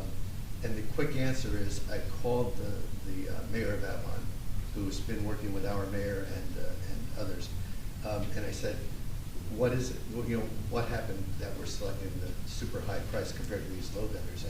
And the quick answer is, these numbers are not apples and apples. The low vendor numbers were reflective of the initial submissions. Two of the vendors, the two larger ones, this team of folks went back to and said, you missed the scope. We need an engineer on site throughout all of the work being done. Much more expensive. But they only went back to two. So the others who presumably also missed the scope were not asked to revise their proposal. The two that were asked to revise came in at 205 and 203. So we're really, we the council are really voting on a choice between two, either T&M Associates or Colliers Engineering. So I just want to make that clear to everyone else because it was a point of confusion for me. Okay, make a motion to approve 2023-32. Second. Thank you. Ms. DeMarco? Yes. Ms. DeNoble? Yes. Mr. Gubatose? Yes. Mr. Weber? Yes. Mayor Fox? Yes. 2023-33, authorizes solicitation of bids for the Cave Avenue outfall pipe repair. I'll comment on this just for a second. As I said a couple of weeks ago, Councilwoman DeNoble and I met with the county and Colliers and the material vendor. The opportunity we wanted to try to get to was, could the county pick up the excavation, some of the heavy lifting on this? And after 3 or 4 days, they came back and said they can do some elements of it, but they really aren't, they don't have the capability to do what we need to do. So we immediately asked Colliers to get a bid out because the materials are available. We could really start this project in March and get it completed before Memorial Day. That's not going to be the case with Sylvan, but Sylvan's on the dunes, so it doesn't. We're still at risk there, but not from a beachgoer perspective. Last year, for those who don't remember, the McCabe Avenue outfall was right at the shore, so that was it caused a little bit of little bit of angst. That's why we've got this bid out pretty quick, and College is working on it very diligently. So that's just some of the backstory there, so we're aware. So 2023-33, we will solicit bids, or I'll make a motion that we solicit bids for the South Fork pipe repair. Do I have a second? Second. Ms. DeMarco? Yes. Ms. DeNoble? Yes, I just want to add that that pipe is more holy than the church. It is in bad shape. So Yeah. I'm glad, you know, we're taking care of this right away. Yeah, we met at low tide, so we could see the full extent. Yeah, So, it was amazing. Mr. Gubatose? Yes. Mr. Weber? Yes. Mayor Fox? Yes. 2023-34, authorizing the Asa Center roof repair project through PayCo Incorporated via state cooperative contract. Make a motion to approve. Mr. Mayor, can we discuss? Sorry, comments? Yep. My comments just, because we've heard, we've heard today, I definitely don't like voting on something the same day as workshop, but I feel like there's another option that we should explore, even though it seems like it's more expensive, it's a different shaped roof, and we should have a dialogue about, is it more money, but is it gonna be better in the long run? So I'd like to table this and see if we go from there. Any other comments? I was actually gonna say something very similar in that it sounded like the range of options, there's a broad range of options to consider, but it sounds like there's a broad range of dollars as well. But I'd like to think that before we move forward investing the $163,000 in this particular roof repair approach, I would like to have a little more of an opportunity to get feedback from the architect to say, as Councilman Weber said, what other options are out there, and maybe give us a little better ballpark pricing. One question I didn't ask him, but I will ask if we table this, is what if we tore down the building altogether? Is it cheaper to build a brand new building? I know that sounds sacrilegious, but it's still. Well, I'd like to ask that question. I just hadn't been processed it, so I just got processed that, but I understand. Yep. So, anybody else? Yeah, I also wanted to comment that, I do wish we'd look holistically, and I look forward to the day that we can start to sit down and have a real discussion about Main Street and what we'd like that to look like. I'm a little bit unclear too as to the condition. Is it unsafe for employees? Is it unsafe for people coming in? What is the need for the immediate repair? Or is it something that we can delay until we have a more comprehensive plan for Main Street? So those are just kind of building your questions I still have, and that's why thank you so much for considering tabling it. Yeah, so I'll just give you my 2 cents on that. I don't think it's unsafe if it were unsafe, we'd shut the building down. We keep an eye on any mold or anything like that, but we're not sure what's underneath the ceiling and the walls. There's old insulation, so there could be some things there. Is there anything that's causing employees problems right now? No. Is it a big inconvenience when they're taking out the buckets? Yeah. And, that's just a fact. So, I don't think if there were a pressing safety issue, we would have shut it down. But it's a good question. I'm sorry? No, I'm fine, I don't have Okay. any questions. Okay, so what I'm hearing is a motion to table this. I will make a motion to table it. Okay. Second. Ms. DeMarco? Yes. Ms. DeNoble? Yes. Mr. Gubatose? Yes. Mr. Weber? Yes. Mayor Fox? Yes. 2023-35, approval to apply for a grant from New Jersey Department of Community Affairs for improvements to the Bradley Beach Recreation Center. Comment again? Yep. Very minor comment, but I know we have a very large and ever-increasing contingent of pickleball players. It's minor, but can we add pickleball to the second whereas? Basketball court, tennis court, pickleball Yeah, court. it's currently what it does, but yeah, we could, yeah. I think that would appease a multitude of residents. Yeah, we could. Because that is part of what we're, because right now it's just ground down to halt. The court is to mention. That's fine. And that was our intent. I don't think we're gonna get to the Ocean Township level of the courts that they have, but we've got to do some things. Okay, make a motion to approve 2023-35. Second? Mr. Marco? Yes. Mrs. Noble? Yes. Mr. Gubatose? Yes, as amended for pickleball. Mr. Weber? Yes. Mayor Fox? Yes. 2023-36, resolution ratifying a new 2-year contract for the Borough Chief of Police previously approved by council on December 13, 2022. Make a motion to approve 2023. Just make a Questions? Yeah, could we discuss quickly? Yeah, sure. So I was part of the council discussion that occurred last year, at the very end of last year, and I am very much in support of this contract. But I wanted to ask Mr. Cannon a question, and that is simply, what is the appropriate level of communication provided to the public in situations like this? Because we did hear Mr. Cohen specifically say, and I think one or two others perhaps. Sir, I have a few objections as well. So in the first instance, the objectors are correct. So on December 13th, you guys approved this contract, and the resolution says extending the contract under the provisions contained in the attached employment agreement. But the employment agreement was not attached or published to the public at that time. Now, someone could have filed an OPA request and obtained it. It's obviously a public document. Today, and the reason it wasn't published is because that discussion was held in executive session and acted upon after executive session, and so the agreement was never attached at that time. Today's resolution also says that under provisions contained in this attached employment agreement, but likewise, it was not attached to the agreement was not attached to the resolution as published to the public. So the objectors are correct in that it was not available but for an OPA request.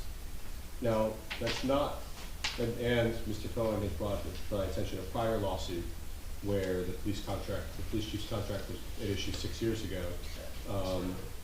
That was a different circumstance in that the resolution was removed and then put back on within the 96-hour limit that was in the ordinance at that time, which no longer exists after last summer's Chapter 5 edits. So it's not necessarily applicable on point. That being said, as the borough attorney and knowing that Mr. Cohen is certainly not afraid to bring a lawsuit against the town, I would prefer not to litigate in court where, one, the objectors start off correct, and two, in light of the procedural history just on this subject in general in the town. So I think it's probably best to table this resolution until the next meeting and attach the agreement and republish it with the agenda, and then just adopt it at the next meeting. I think that would be the safest course of action. I think that would please the objectors. There's really no harm, no foul. Police chief is already being paid his salary under the contract as ratified, as approved back in December. It's obviously available via OPA request to anyone in the meantime, but I think just for best practices sake, if not legal sake, you should just put it on the next agenda with the agreement attached. And if for no other reason to dissatisfy the public concerns about transparency. I will say that having gone through this in great detail and talked to our labor attorney, I am very supportive of this. However, I do think we should follow your guidance and just make sure we do this correctly. So, does anyone else have comments before we make motions? Greg, can I ask you a question? So, couldn't you just say that it's deliberative and therefore not, or, that's why it wasn't released to the public, because it's.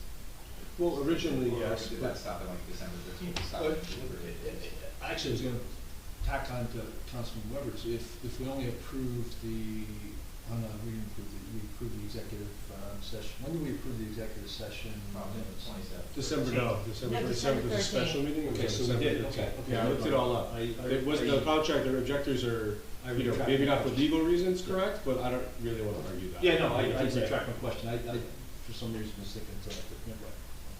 So I'm sorry, I interrupted. No, it has nothing, or does it have anything to do with the fact that it was deliberative? That's why it's not available to the public. That's originally on December 13th. That's why it wasn't published. But up when you came out and took that vote, then it's a public contract, obviously. It would have been when we approved the minutes for the executive session, right? That would have been well, and the last vote was recorded on December 13th to approve the contract in the first instance. Okay. Instead of public document. Okay, all right. So I do have a question though, because in the resolution it says, on January 1st, 2023, new members are sworn into the respective seats on the council and desire to ratify the attached employment agreement. So do we have to ratify it? Is that something that's necessary at this point? Apologies if this is a stupid question. No, that's a very good question. For it to be effective, no. So the two councilmen and the mayor who were here previously wanted you and Mr. Noble to make sure that you knew what it was at minimum. So that's why that's in front of you. But in terms of a practical effect of what the chief said right behind me, still being paid today. So he's already being paid the money that's under that contract that was already approved. But the objectors raise a good point. This is the time for them to comment on it. They haven't seen it. Okay, I'll make a motion to table this item until the next meeting. Second. Ms. DeMarco? I want to state that I am very much in favor of the contract. I think the police chief does a great job. I'm okay with tabling it. Yes. Sorry, that was the important part. Okay. Mr. Noble? I'd agree with Councilwoman DeMarco as well, and yes. Mr. Gubatese? Yes. Mr. Weber? Yes. Mayor Fox? Yes, and agree with the comments made, positive comments. Okay, we've got a little bit of a tag team. The next, we have the resolution ratifying a 2-year, we have a award contract for Green Spot, Jersey LLC, New Jersey, for the installation of vehicle infrastructure. And additionally, we have 2023-38, a resolution rejecting all bids, receiving new advertising and soliciting bids for the installation of electric vehicle infrastructure.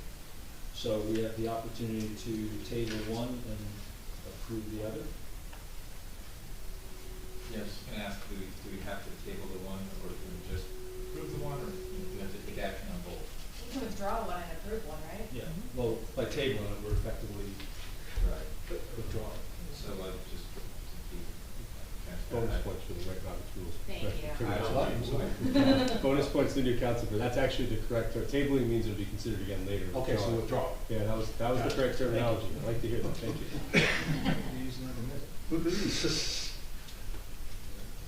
So you're making a motion?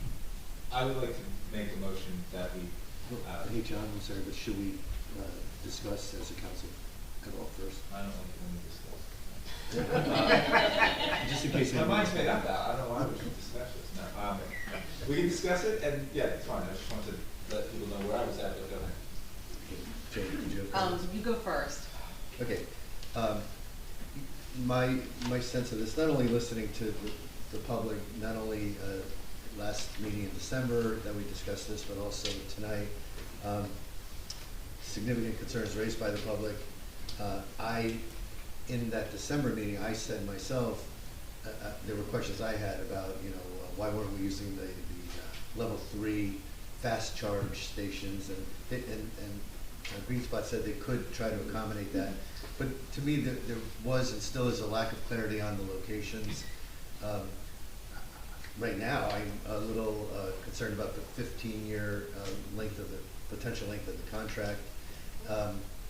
And then there were just other things from a specification standpoint. If we were to withdraw the award and approve the rejection, so to speak, I would want to see specifications including things like eliminating penalties to the borough for underutilization of these stations, include service guarantees, financial guarantees. Another thing I'm really interested in, and if they did not address this in the proposal, was have they previously, are they able to going forward, work with private partnerships? Could they approach service stations, gas stations in the borough of Bradley Beach and say, hey, would you like one of these on your property, and we'll pay you the 20% of the revenue? So there's just elements of options that we might pursue that I would like specifically addressed in an RFP. And then most importantly for me personally, I really was uncomfortable with just having one proposal. I would really hope that we could garner a few more proposals if we rebid this. That's my thoughts. Okay. I have a question for Greg. How come the public can't see the contract with us? And I guess because it hasn't been approved yet? Is it after you get approved that you can see the contract? The green spot, like it wasn't on the agenda or anything, right? Yeah, no, it's not we don't have a contract with them. Oh, okay, so once it gets signed, then it would be shared. Okay. Right, exactly. Okay, I get it then. Or, So I mean, it's up for, meanwhile, the public meanwhile, review, like at the yeah, but there- contract. right now, there is no contract. Yeah, okay, but you guys sent I us, just want that, like- but this is a draft of the contract, right? That's correct. Okay, so, But because to- I did To read answer your it. question, I mean, if it's a proposed contract where you're not going to negotiate any more of the terms, it's pretty well final, and you can publish it. Okay, yeah, 'cause- But if you're gonna continue to negotiate it, and there's some competitive advantage to not, if you're gonna discuss maybe where the public would like them, but you're still negotiating the prices, then that would be a reason to potentially keep it confidential and then bring that latter discussion back into Okay. executive session. Which my understanding is that's where we're going with this going into that kind of negotiation, even things like sign, I was gonna. Right, I mean, it's the converse of what we just talked about with the Chiefs contract, right? That we were going in the back room to make sure that that was the final version. I see, I understand. But Well, like, if thank it's you. pretty well final, you can publish it. Yeah, okay, thank you for clarifying. First of all, I just want to say thank you to the public for your feedback. That is hugely helpful. I know people called and I had emails and texts about this as well. And yeah, we have a huge parking issue. This looks like it's gonna take away parking. Is it the best technology? It's changing quickly. The placement of the pumps in a residential area, people have beautiful views. They don't want them obstructed. I get it. And one of the texts said that this is a commercial venture in a residential area. The pumps can be used all hours of the day. Concerns about safety. There's free charging stations in areas now, Wawas and malls. And this would be a better utilization of the parking lot, perhaps apartment buildings or the railroad station. I visited the Green Spot website and they do like commercial buildings and apartments and malls and stuff, so it is a possible thing. And I did read the contract, and you can see I made a few notes that concern me.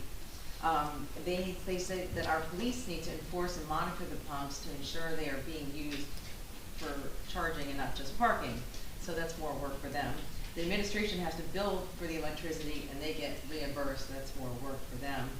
The 5-year contract has 2 automatic renewal terms of 5 years each, it's $15. If we violate or terminate the contract, we are charged $10 per port per day. There are 12 ports proposed for 15 years. That could be a huge liability for the borough. And like I said, we do have a parking shortage in town already, especially in the summer months. And I just feel this will make it worse.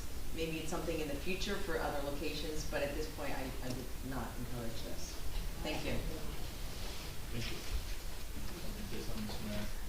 So, I've had an electric vehicle for almost 10 years now, and but I read this, and there's a ton of fine print, as you can see, Mr. Noble held up.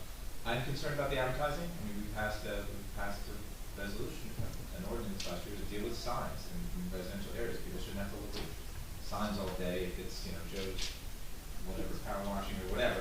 This reminds me very much of the offer when Julie Schreck was the mayor to put vertical access wind-generating windmills to generate electricity along our boardwalk. Everybody said, oh, this is great, green energy. And then we read the fine print and they said they were going to put advertising on it. And we said, see you later. So it seems kind of similar. I'd love to rebid this. We check them all, rebid it, see if we can get somebody that comes in and offers something without advertising on it. One other thing in the fine print, I personally think the beach is an appropriate place for these. The beach, Main Street, this lot, and that's what it sounds like it's down to. So we're off the residential, and in those 3 areas, I think it's appropriate. But honestly, the ones at the beach, people have a choice where they could go. They say they can charge their car here, they might come here instead. So I think it's a good thing, but I honestly want to reject the bids. Oh, and one other thing that concerned me is in the fine print, our insurance pays if there's a natural disaster and it wipes these things out. So it's not their insurance, it's our insurance. So I kind of like that. I'd like to see if we can find somebody that gets their own insurance for something like a natural disaster. If they're going to be beach, I think that's relevant. So thanks for the time. Thank you. I can make a comment, Mayor. So I have reservations about this as well. One is I've seen different numbers for how many there are going to be. The resolution says 6. I've seen 4 before. The presentation had up to 10. So I just wanted some clarity as to, how many of these charging stations are there? where exactly are the locations, what's the mechanism for choosing the locations, who's involved in that decision, kind of what's the timeline we're looking at. I also had concerns about the types of charging station, specifically, the level 1, 2, and 3s. Really, if we're gonna put them on Main Street and we're trying to encourage people to charge their car while they go eat their pizza at Vic's and go to the movie theater, putting a level 1 charger where they're only gonna get about, 20 miles worth of charge at it isn't exactly ideal, or their car's gonna be parked on Main Street for 8 to 9 hours while they get the full charge. So that's a concern. I did get permission from the Bradley Beach Environmental Commission. We talked about this the other day, and they did state that they would like to see the level 3 charging stations if we were gonna do this, because that they do have a concern as well. But overarching on this, and I think Mr. Cannon, you know where I'm going with this, local public contracts law, once something goes out to bid, there has to be very specific reasons legally a council can reject a bid. So I just want to make sure from our labor attorney, from what you've been hearing with our comments, is what we're saying fit into those legal categories where this bid could be rejected without your lawsuit? I think so. If you put those bid specs back out with revised specifications, if there's no advertising, you want to protect the chargers, I mean, that's substantially revising literally the type of equipment. So I think that's a substantial enough reason to reject the bids. If that's two of others, that's fine. I think those two alone are sufficient. Okay, thank you. Particularly the type of charger.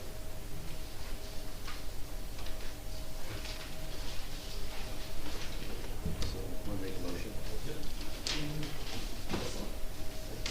I'll make a motion that we approve Resolution 2023-38, a resolution rejecting all bids received and re-advertisement and solicitation of bids for the installation of electric vehicle infrastructure. And Meredith, what's the word? Withdraw Resolution 2023-37, award of contract to Greenspot JC LLC of New Jersey for the installation of electric vehicle infrastructure. Second. Ms. DeMarco? Yes. Ms. DeNoble? Yes. Mr. Gubatose? Yes. Mr. Weber? Yes. Mayor Fox? Yes. Okay, 2339, approval of temporary appropriation reserve transfers. Make a motion to approve 2339. Ms. DeMarco? Yes. Ms. DeNoble? Yes. Mr. Gubatose? Yes. Mr. Weber? Yes. Mayor Fox? Yes. 2023-64, resolution revising the date of a draft budget to council no later than Feb. 27, 2023. Discussion. Yes. So this particular resolution is here because I raised questions to the administration about the timing of the submission of a preliminary budget to the council. Our ordinance says January 15th, and the reason for that is to try to put pressure on us collectively, and certainly the administration and our CFO, to be working in November, December timeframe to develop preliminary budget numbers that the council has time to digest and work on. The state provided this year, and in many years, the state provided us an extension of their own deadline, which is also a date in January. We're January 15th, they may be January 28th. 17th. January They're 7th. the 15th, but because of the holiday weekend, it fell on the Okay. 17th year, but that traditionally they're January 15th as well. So we were aligned, but that was not by coincidence. We actually adjusted our ordinance last year to reflect January 15th. My concern, and the reason this is here is because we want to legally say we're not going to follow our own ordinance. Our ordinance says January 15th. We'd like to make it February 27th. And I'm okay with that. I have been back and forth on a few occasions discussing this with the mayor. I'm okay with that delay. It aligns with the state. It gives our CFO and others a little more time to fine tune the numbers. And my concern with this resolution is really the subsequent dates that we reference, and I don't know if there's anything we can do about it now, but we're saying that we'll move this no later than February 27th, that the council for the first time will see a preliminary budget. February 27th. Approximately 10 days later, I haven't counted, 9 or 10 days later, but on March 8th, we would have a workshop with the public. Now, those 8 or 9 days, whatever it is, that's not a heck of a lot of time for the council to do much in terms of actively participating, asking questions for the benefit of the public in that workshop. And the public will be seeing it for the first time. So my concern is that's too short a window if we extend this to the 27th. And then we also indicate that we would have a budget introduction just, doing the math in my head, 2 weeks later, 14 days later. Last year, I went through our budget when it was first delivered to us with a fine-tooth comb. I was asked to put all my questions in writing, and I went back and checked the dates. The workshop was the 8th. I actually got the budget a day or two later, and I got my questions out by the 29th. So you can do the math. It took me almost 3 weeks to really go through it thoroughly, fine-tooth comb, and create what I thought were meaningful questions for the CFO. We would not even have that much time allowed, from the point we introduced it to the public, to the council, to suggesting that we have an introduction on March 22nd. So my concern is not about extending this timeframe, Mr. Mayor, for the CFO and you to deliver this to the council. My concern is that we're scrunching this timeframe on the back end of that to actually introduce the budget when I don't see how we have enough time to adequately review it and answer questions, have a back and forth dialogue. Well, so one point that I'm sure you just forgot was I did send out, I can't remember if it was yesterday or the day before, I'll call it a preliminary. It's as much as we have. It shows year on year. It's not push the button and get the easily, I forget what it's called, the easily understandable, because if all the elements are there, we don't have inputs from state, we don't have inputs from county, and then we just haven't finished our AFS. When we say no later than the 27th, if we complete the AFS hopefully next week, I'm fine with getting it out as quickly as we can. The reason we put the 27th, it just lined up with the state guidance that they gave us last week. So I was hoping that would be viewed as a good faith effort to get some of the information out there, what I sent out. And it's not complete. I absolutely understand that.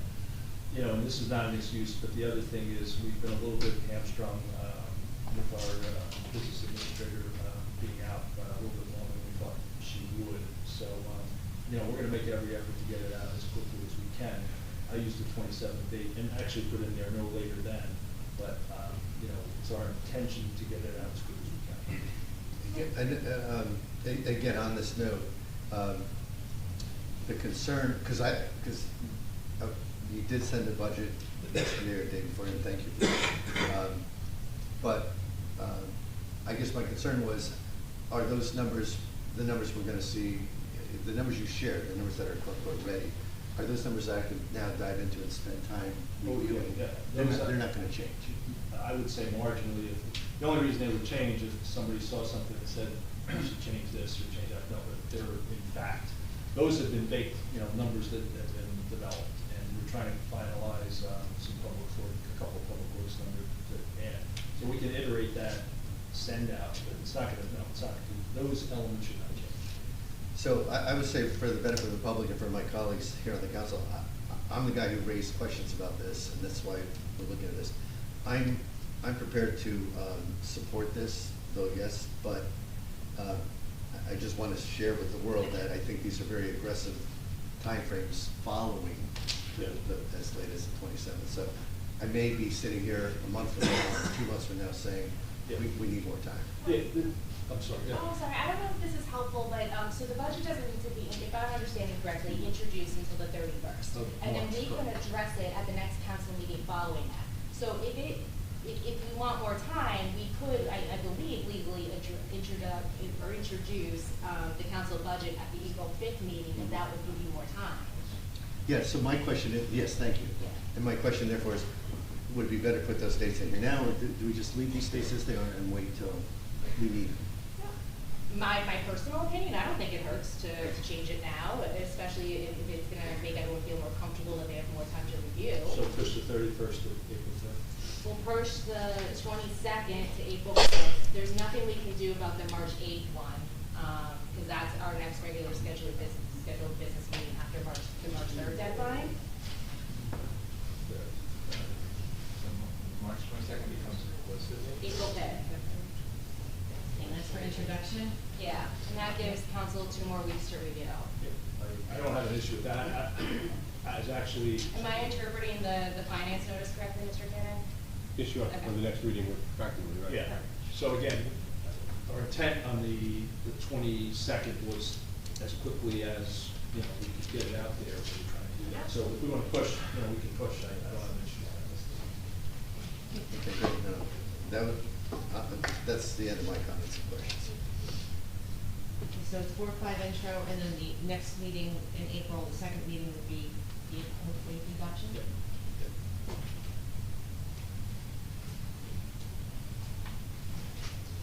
I'm sorry, I think the next meeting is April 12th, following the 31st deadline of February. Oh, It's the yeah. second- It's the second Tuesday, the second Wednesday. Yeah, yes. Thank you. Yeah, so 12 for the intro. Mhm. Okay, and the second meeting, which I don't really deal off the top of my head, sorry. Got it. Okay. Okay, no other comments, Mr. Mayor. And are we still keeping the draft date for February 27th? Yeah, I think we should. Because we're, Okay. you know, that's. And our workshop for the March 8th meeting or the 22nd?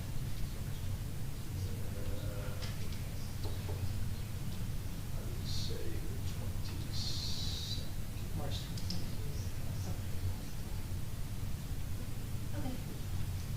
Okay.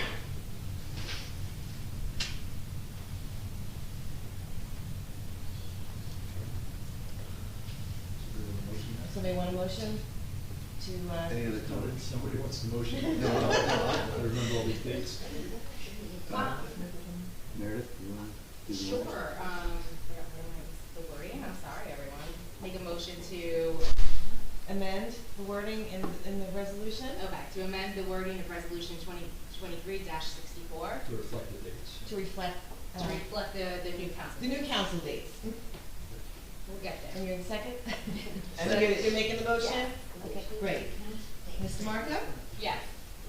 Mr. Noble? Yes, and thank you for that draft budget, Mayor Fox, that was helpful. Mr. Gubatose? Yes. Mr. Weber? Yes. Mayor Fox? Yes.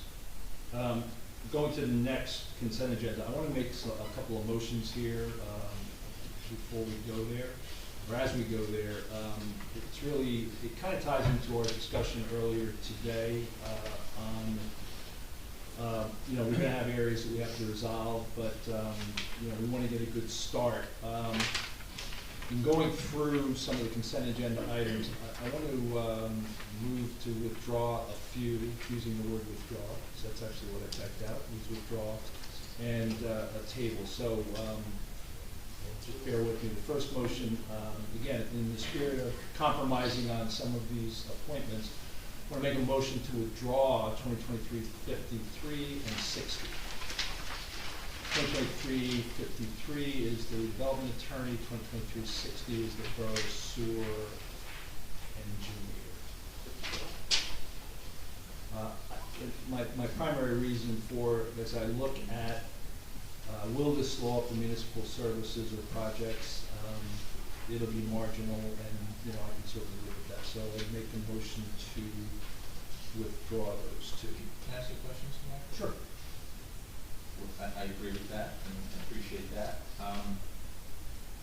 Would you consider also withdrawing 58 and 59? If you hang in there. Oh, okay. Just hang in there. Okay, great. So give me a few minutes. Okay. I'll second that. There's no more comment. Okay. Mr. Marco? Yes. Mr. Noble? Yes. Mr. Gubatose? Yes. Mr. Weber? Yes. Mayor Fox? Yes. Second motion I want to make is I'd like to additionally withdraw, but I wanted to keep them separate just to, so we don't get too jumbled up. Withdrawing two of the specialized engineering roles, the 2023-58 zoning consultant, 2024-59 the borough stormwater engineer. Again, I don't think it's going to slow up municipal services or projects, and I think we can live with that and simplify things. So I'll make a motion to withdraw those two, 58 and 59. Second. Okay. Mr. Marco? Yes. Mr. Noble? Yes. Mr. Gubatose? Yes. Mr. Weber? Yes. Mayor Fox? Yes, sorry. I have two more. I'll try to be brief, but I think we'll save this time on the back end. This is a table recommendation. I want to table 2023-48 and 49, the borough labor attorney and the borough Oprah attorney. My rationale is as follows. We will have, with that vote, I think we just need to talk through it more collectively. We're about 50% through two labor negotiations, which the labor attorney is doing. I am certainly open to discussing a change, but we've got to get, I really believe stopping and restarting is just not productive. We've got the police negotiation, again, it's about 50% through, and the rest of the bargaining unit. So that's my rationale there. On the Oprah, we're going from 1 to 2. There's been some discussion about, the recommendation to go from 1 to 2.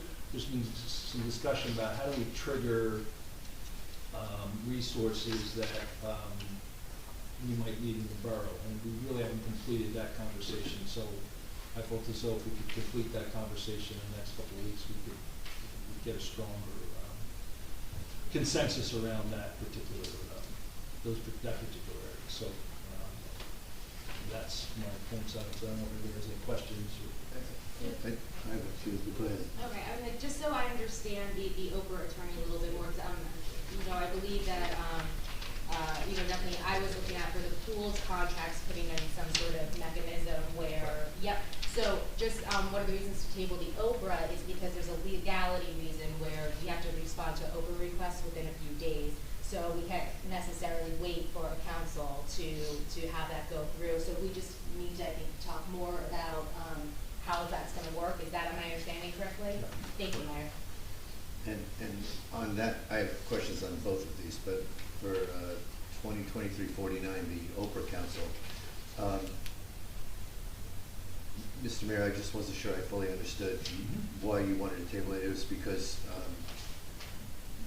are you not sure that one attorney can handle the volume, or what is it you want to see if we table it? I missed the... Really, it's the trigger of when you use who, when, and it's kind of the trigger. It's not our capacity. I think we'll get through Oprahs much quicker. Hopefully, we don't have too many Oprahs, but it was more around the trigger. I asked the question because I won't discuss who or what, but I was leaning towards having, one attorney handle this. And again, if it's a question of workload, that's a legitimate issue. If it's just the question of having multiple attorneys available to us, I personally would like to limit the number of specialty attorneys, specialty engineers, and so forth. So I'm more focused on why do we need to, if we need a second, or if we want to evaluate why we need a second, I'd at least consider tabling, but otherwise I'd rather. Well, we could actually look at both. I mean, we could look at also the number of. I viewed it as having two. You want to be expeditious in getting these done. I can't predict the level of Oprahs. I got an Oprah the other day that kind of among the 15th piece of literature, 15th email to Erica, and that's all that I get redacted. So Alex, they vary. So like last year, we had a rather large volume, which, we worked very hard to get them done, and, there were extensions and stuff. So far this year, for January, has there been a ton? No. Can I predict what's gonna go on for the next 11 months? No, I cannot. It could be light one month, it could be heavy another month, and it varies on what they're asking for. You know, it's not always, I think it just gives us some capability. yeah, I mean, having two would be, a good thing, I think, personally. Greg, with some of the Oprahs that I do get, and, you know, there's some organizations, like, they ask for a lot of stuff. Greg's dealt with these kind of Oprahs before, as has the other Oprah attorney, but Greg's really, you know, dealt with a lot of them, so he kind of knows where to I mean, go. the history of it is, we didn't have one before the end of 2021. Yeah. But the borough attorney just did it. Erica would call me and I would just do it. Yeah, he would just At do the end it. of 2021 into 2022, which I suspect had a lot to do with the election year, there was so many that I couldn't keep up with it, which is why we asked for an Oprah council to basically take the overflow. Today, currently, we have one Oprah attorney. It is Eric M. Bernstein and Associates, correct? Right. So if we table this, we'll continue to use the one. Until we. Until you decide what you would like to do. Okay, that's enough of questions for that one, but now back to the 2023-48. I guess my question there is that in terms of the labor attorney, deep in the middle of negotiations, I'm the first one to say, do not want to disturb that process. But my question is, I don't know how clean a cut it is. So for example, the negotiations finish, I don't know when, but I'm going to throw out a date as an example, end of March. Is that good? Okay, that was total random guess. But I feel like there could be labor issues that come up in the interim. Who knows? But should it come up, we kind of keep locking that firm in. Is there a way to, if we wanted to change the labor attorney, could we create a contract for the current attorney to complete the work he's doing with negotiations, but appoint a new labor attorney from this point forward for this year to take on any other labor issues that arise? I mean, for example, you did that with me, right? So Peg Shapersburg had the transaction for 319 Lorraine when I came in as the borough attorney. There was no reason for me to jump in 85% of the way through a real estate transaction. So you guys passed the resolution continuing to sign those matters to Peg's firm until they were completed. And me and her worked together to make that happen. Because otherwise, I'm just not sure, in terms of trying to do this transition, I'm not sure how we make a clean cut. And again, if we wanted to change the labor attorney, clearly, I'm leaning in that direction. I would just like to allow that firm to finish their work they do with negotiations. We can ask that question of Kim's not on, so I can ask that question. Get an answer. I am on. Oh, you are? Did you hear the question? Did you hear the question, Kim? Yes. Can you answer the question? How you feeling, all right? Good. Yeah, I'm home. Yeah, so, I mean, you can take up new items with an employment council, sure. The only issue is there are current items. It's not just union negotiations. I have 2 PERC issues that are open, pending litigation and hearings. I have open grievances from even before when I came that attorney has been handling. I also am in the process of reviewing the personnel policy again for updates. So there's a good handful of stuff. I mean, you can have somebody pick up from this point on. I just can't be sure if it's a second grievance that is affiliated to one of the pending grievances or past issue, who handles that then. That's going to be ultimately up to you guys. I think it does make it more difficult for me to have to deal with 2 different employment attorneys, but like I said, that's up to you guys. I guess, Kim, the only question that I'm trying to raise here, and I appreciate your perspective on this. Transitions clearly create a little more work, but if we as a council wanted to change the labor attorney, I mean, it's feasible that you could help us construct a resolution that would give you the flexibility you need to utilize that labor attorney, the existing one, to wind down the work to appropriate closures, so that you know, that you're not left in the lurch. But the flip side is, as new things arise, if we wanted to change attorneys, we could appoint a different firm perhaps to take on the new activity. Is that, transition-wise, is that feasible from your standpoint? I think it's feasible. Is it the easiest and best solution? I don't think so.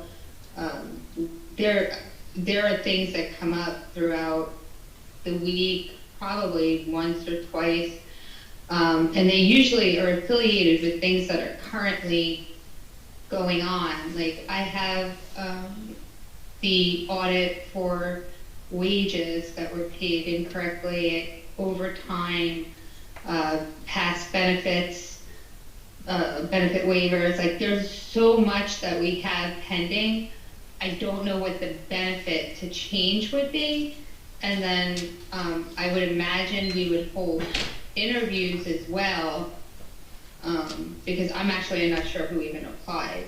If there was a certain issue, is it one that we could resolve with the current counsel? Is it one of the attorneys in the firm? But I mean, like, I don't know. I did want to discuss it with everyone to see what the issue was, only because there is so much that's open right now.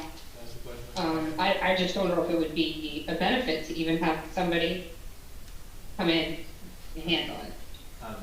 So if we table this as the mayor suggested, wouldn't the current labor attorney just keep working on all the whole litany of stuff that Kim just said, and we're only talking about the time between now and when we figure this out, so. Yep. And do we need a resolution, Greg, to say that the current one, if the current labor attorney keeps doing all that stuff, or? Well, I think the issue is that there's a resolution to appoint him from the firm from January to December. No, but you're suggesting tabling it. Yes. So. And I think we gotta do that with a resolution. Yeah, so so if we table it, then they can, I just asked if they continue the work that all the stuff that's in the hopper already, and Correct. Well, it's up to the firm. So their contract expired on December 31st. Oh, it's up to them if they want to continue. Well, they don't have a contract. Right? I think in order for the contract is over the bid threshold, you need a resolution of the governing body. If they don't have a resolution or contract, it's up to them. Right? Like I don't have a contract at this moment, but my choice was to be here, trusting that you would pay me. So yeah, I'm not sure. Isn't there something from the legal world that you have to continue working? No. But there was. From particularly your position, because it's a statutory position, I thought you could just walk I came away. into Neptune City in 2019. The council and the mayor could not agree, and the borough did not have a borough attorney for 30 days as a result of their rules, because their borough attorney did not. Erica, I think, was there. I think she worked there with me. The guy didn't come back. He said, I don't have a contract, I'm not, no guarantee of payment, I'm not coming back. So that was his choice. How that reflected on him otherwise is up to him and his professional. Well, in this case, if we could check with him with that firm right away, if they say they don't want to continue, then we could, you know. No, I mean, it's up to the service provider. Then we gotta You hold have it in a a war conversation zone, after. you're asking them to continue work. Yeah. You know, they're doing. I don't think there's any reticence, Okay. and Tim, correct me if I'm wrong, I don't think there's any reticence on Bernstein's part to finish where he's at, I would think, no? The aforementioned instance in Neptune City was the only time that I had not seen a professional return. Most professionals, like me here today without a contract, you're expecting me to be here, I'm going to show up. Yeah. Just for reputation, if not known. So I don't think you'll have a problem. Okay, well, thank you for clarifying that. just as a comment, I'm comfortable tabling this till our next meeting to give the mayor and our BA a little more time to walk us through the options. So I'll make a motion to table 48 and 49. Second. Mr. Marco? Yes. Mr. Noble? Yes. Mr. Gubatose? Yes. Mr. Weber? Yes. Mayor Fox? Yes. My last one, which is probably gonna not be as easy as the first three, is I think it's prudent to table 2023-57, the borough engineer. The need to appoint this in 2023. I have a question. To be very fair and fair. Councilor Cannon and I are kind of at odds on this, but I think we need a little deeper discussion on this. I found that different towns have done this different ways. By statute, the borough engineer is a 3-year appointment with annual approvals for purposes of local public contract law.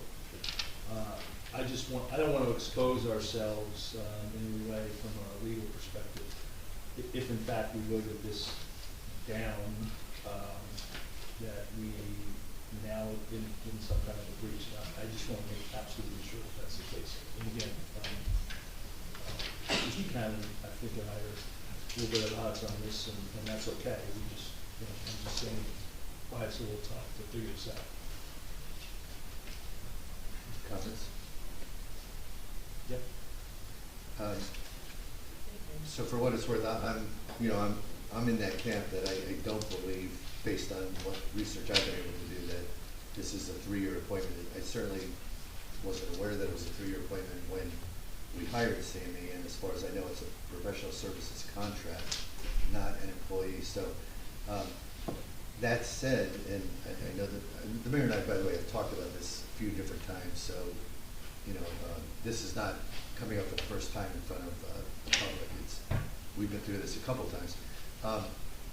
I am willing, I'll just say to the public, I am willing to table this till our next meeting to allow the mayor a little more time to do his research. But again, I'm in the other camp on this. Anybody else? Okay, make a motion to table 2023-57. Second. Mr. Marco? Yes. Mr. Noble? Yes. Mr. Gubatose? Yes. Mr. Weber? Yes. Mayor Fox? Yes. Okay, that's all I've got on that topic. So consent agenda for 2023 professional appointments, I'll read through them. And so I'll try to read as quickly as I can. I think the first 5 or 6 are pretty, 7 or so, pretty, 8 actually, are pretty So self-explanatory. we're going to vote on these all together, Mayor? We're not going to vote on these individually? It's the consent agenda. Yeah, no, but I had made a comment that these are professional appointments, consent agendas are routine things, and The last 2 years, we did it on. why we, and now I made a request that we not have these as just under the heading of consent agenda, because it's not routine to do this, we only do it once a year, so I'd ask that they not be on the consent agenda. I just thought we didn't vote on these individually, so. What don't you, maybe the better approach would be, what don't you want on the consent agenda? Because if it's only onesie twosies, I can talk, we don't have to vote on 40 deals. And the procedure is to make a motion to remove the item from the consent agenda for individual vote. Yeah, no, I understand. So then, just checking the, what was asking for discussion. Is everybody else comfortable with doing this as a consent agenda? No, I'm definitely going to make a motion as well to remove 3 of these. Okay, then why don't you go ahead and do that, Councilman Gubatose? Okay, I make a motion to remove the following consent agenda resolution items from the consent agenda to be voted on separately. Beginning with 2023-50, professional service appointment, Bud Walrath as Borough Bond Counsel from January 1st, 2023 to December 31st, 2023. I don't have a problem if you say the numbers now. Okay. So again, that was 50. Got it. 2023, 50, got it. 52, 55, and that is it. Okay. For me. Okay. For a second. Second. Mr. Marco? Yes. Ms. DeNoble? Yes. Mr. Gubatose? Yes. Mr. Weber? Yes. Mayor Fox? Yes. Okay, I'm gonna speed talk. Yeah, are those tabled or? Remove for a separate. They are removed to go to the. Oh, again, okay, No, sorry. No, we're gonna talk about them after we do the After we consent. do the consent, okay. Okay, start in the right place. 2023-40, professional service appointment, Brown & Brown Metro LLC as Borough Health Benefits Consultant from January 21st, 2023 to December 31st, 2023. 2023-41, professional service appointment, Brown & Brown Metro LLC as Borough Risk Management Consultant from January 1st, 2023 to December 31st, 2023.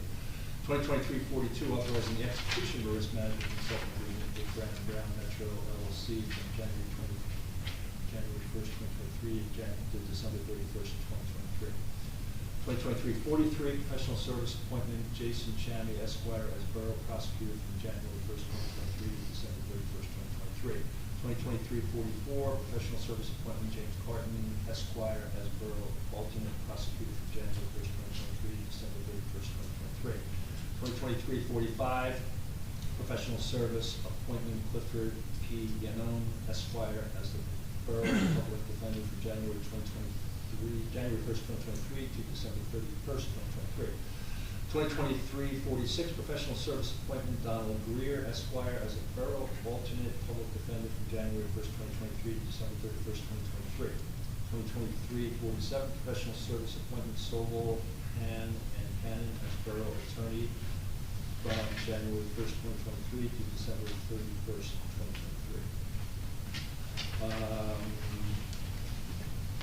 2023-51, professional service appointment, Shane Schaefer, PC, as Borough Tax Appeal Attorney from January 1st, 2023 to December 31st, 2023. 2023-54, professional service appointment, Linear Law Group, LLP, as Borough Fair Share Housing Attorney from January 1st, 2023 to December 31st, 2023. 2023-56, professional service appointment, Leon Bacchian as Borough Planner from January 1st, 2023 to December 31st, 2023. 2023-57, professional service appointment, CME Associates as Borough Engineer from January 1st, 2023 to December 31st, 2023. That was I'm sorry. Yeah, sorry. I was doing so well. Please erase what you said. I'll end at 2023-56, go to 2023-58. Professional service appointment, CME Associates. The 61. I was on a roll and then I blew it. Okay, 2023-61, professional service agreement, Colliers Engineering and Design as Borough Coastal Engineer from January 1st, 2023 to December 31st, 2023. And 2023-63, professional service appointment, Casey Financial Group as Borough Finance Consultant from January 1st, 2023 to December 31st, 2023. About 62. I'm sorry? 62? 63. No, number 62. Are you keeping that under consent or special counsel? Oh, yes, I'm sorry.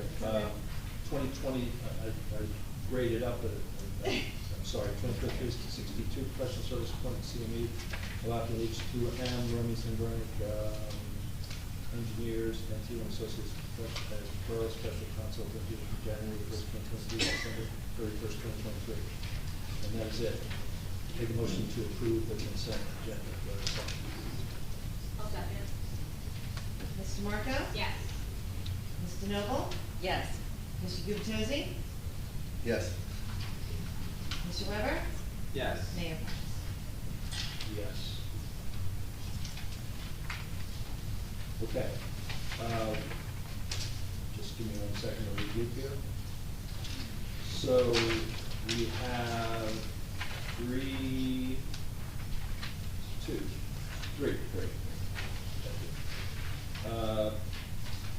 The first is an individual vote, 2023-50 professional services company, Schlock Walworth LLP as Borough Bond Council from January 2023 to December 31st, 2023. Make a motion to approve 2023-50. I'd like to have a discussion on this. Okay. And specifically, the reason I called out 50 and 52 is we have Gluck Walrath as proposed, at least, as both bond counsel and in 52 as conflict counsel. And my whole point going through this entire process was to try to minimize the number of firms in general, and also have more specified, I'll call it responsibilities, tied to their specialties. Not saying this firm can't do both, but I don't like putting all our eggs into one basket. So I guess my own thinking was leaning towards having this firm's work as bond counsel, but when we get to 50-52, my thinking was that we should work only with, for the conflict counsel, we should work with one targeted firm, and that would have been the other one that you were about to nominate, Mr. Mayor. So I just don't like, it's just we have too many firms in too many places. 62, for example, which we've already voted on, I think it's got 5 or 6 firms. It's just difficult to control that kind of volume, I think, for a relatively small borough like ourselves. Okay. Anybody else? I have a comment, but if we moved on 2023-50, I wouldn't have a problem making a motion on 52 to just go with the other.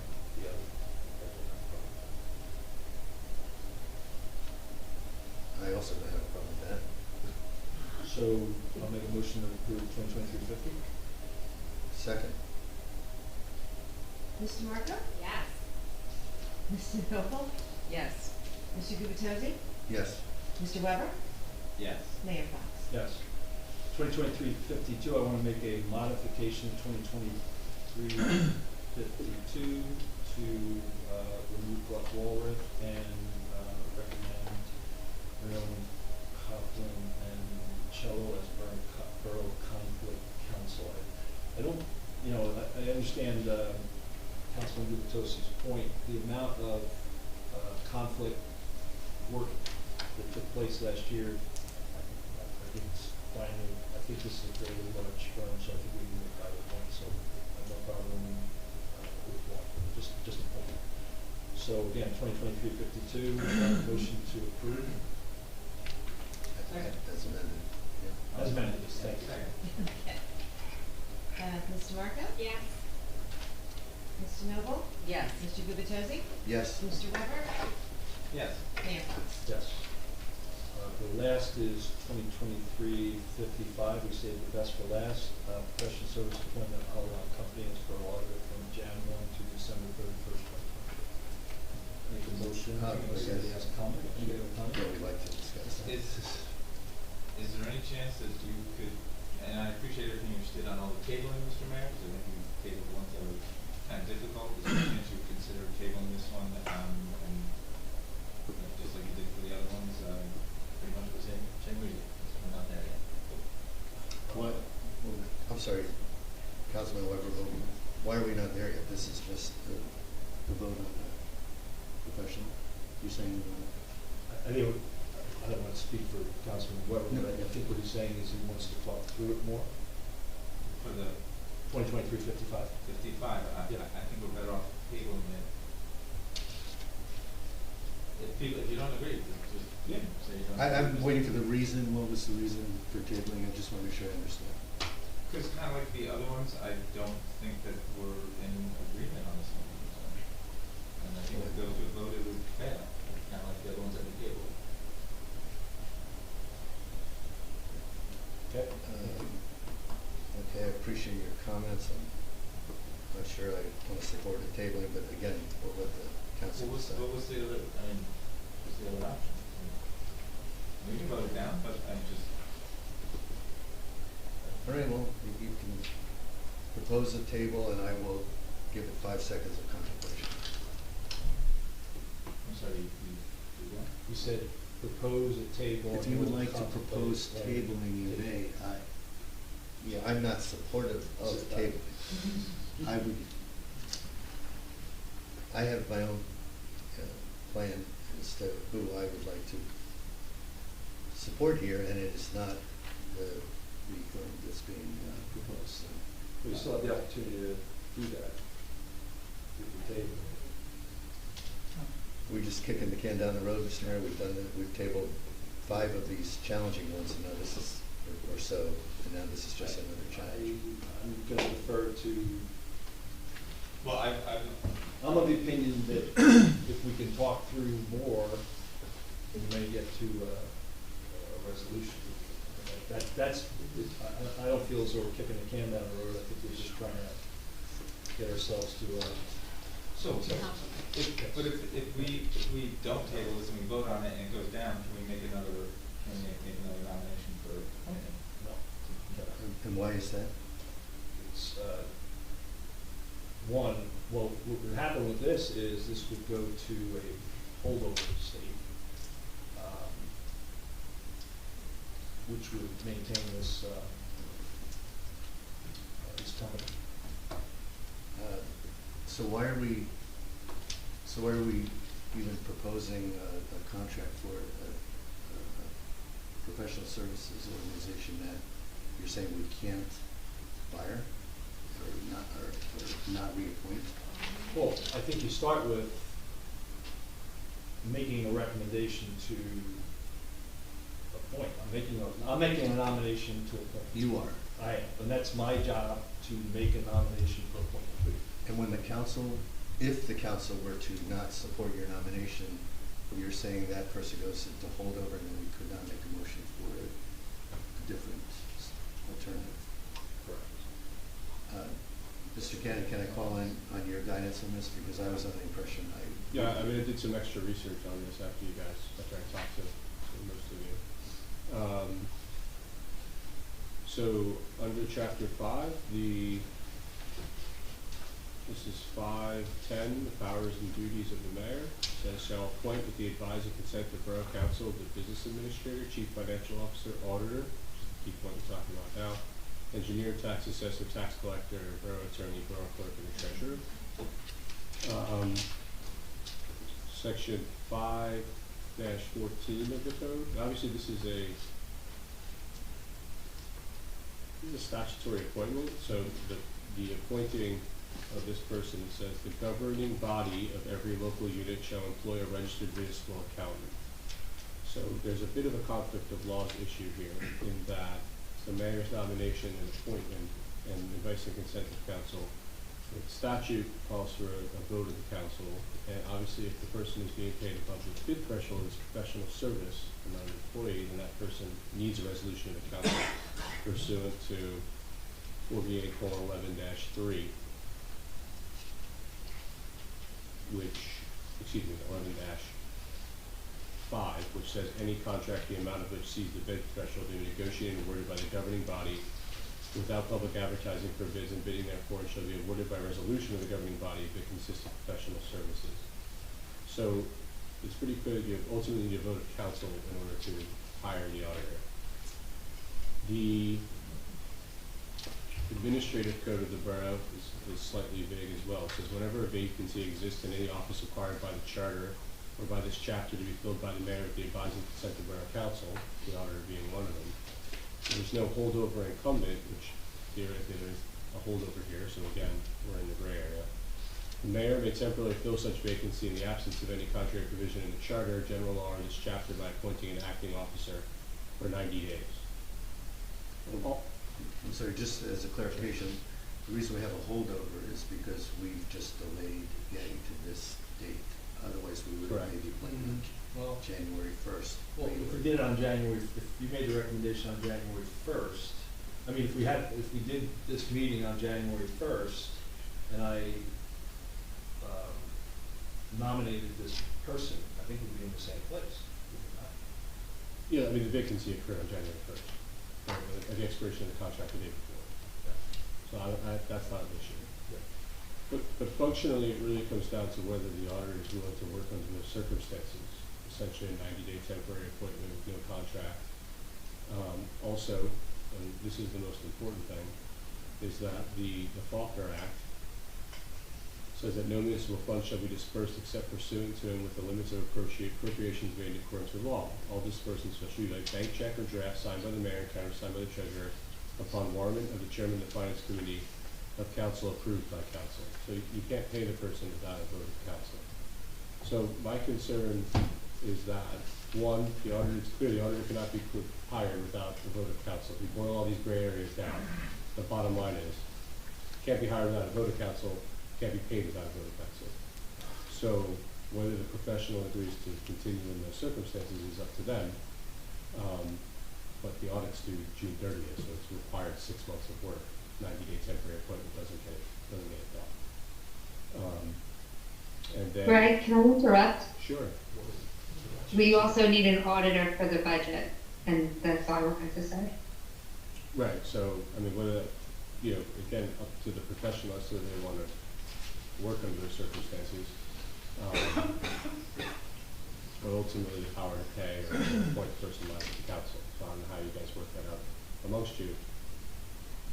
Well, and my simple point is, if we were to appoint a different auditor, our business administrator would have an auditor.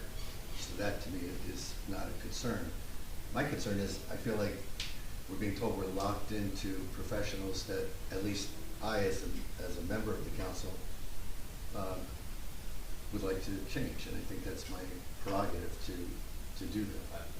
And again, this is, Councilor Gannon and I are talking about this, but if you look at a couple of some case law, on statutory positions only, 7 positions that are in that deal, there's 2 elements or 2 principles that I've drawn. And one is, I am the nominee for good, bad, or indifferent, and y'all are the approvers ultimately. If someone is disproved in a statutory position, the term holdover is operative. And the counselor saying a 90-day, I see a case, Bauman versus West Patterson, that it doesn't put a time limit on it. So I looked into that case, obviously brought that to my attention. So that's a 1967 case, which predates the local public contracts law in 1971. And so that, I think in form, the mayor is correct that he can hold the person in place for up to 90 days. But ultimately, what my concern as the borough attorney is you got someone running bills, and if the council's not on board with that and doesn't pay, then I have a legal thing, right? So I don't really have a clean-cut solution for you. Obviously, I just read to you multiple statutes that cut both ways, but it's pretty clear that the person really can't be in there for more than 90 days, who needs a vote of council to be paid, and, I just want to try. My goal is to avoid that circumstance wherever you can. Well, honestly, I think on every other issue here, this council has found a way to compromise. This is one where I feel the mayor has decided we're going to appoint who he wants. It's kind of obvious, Mr. Mayor. I guess I would push back on that, in that I've had conversations with a couple of people at council, making some compromise recommendations. So,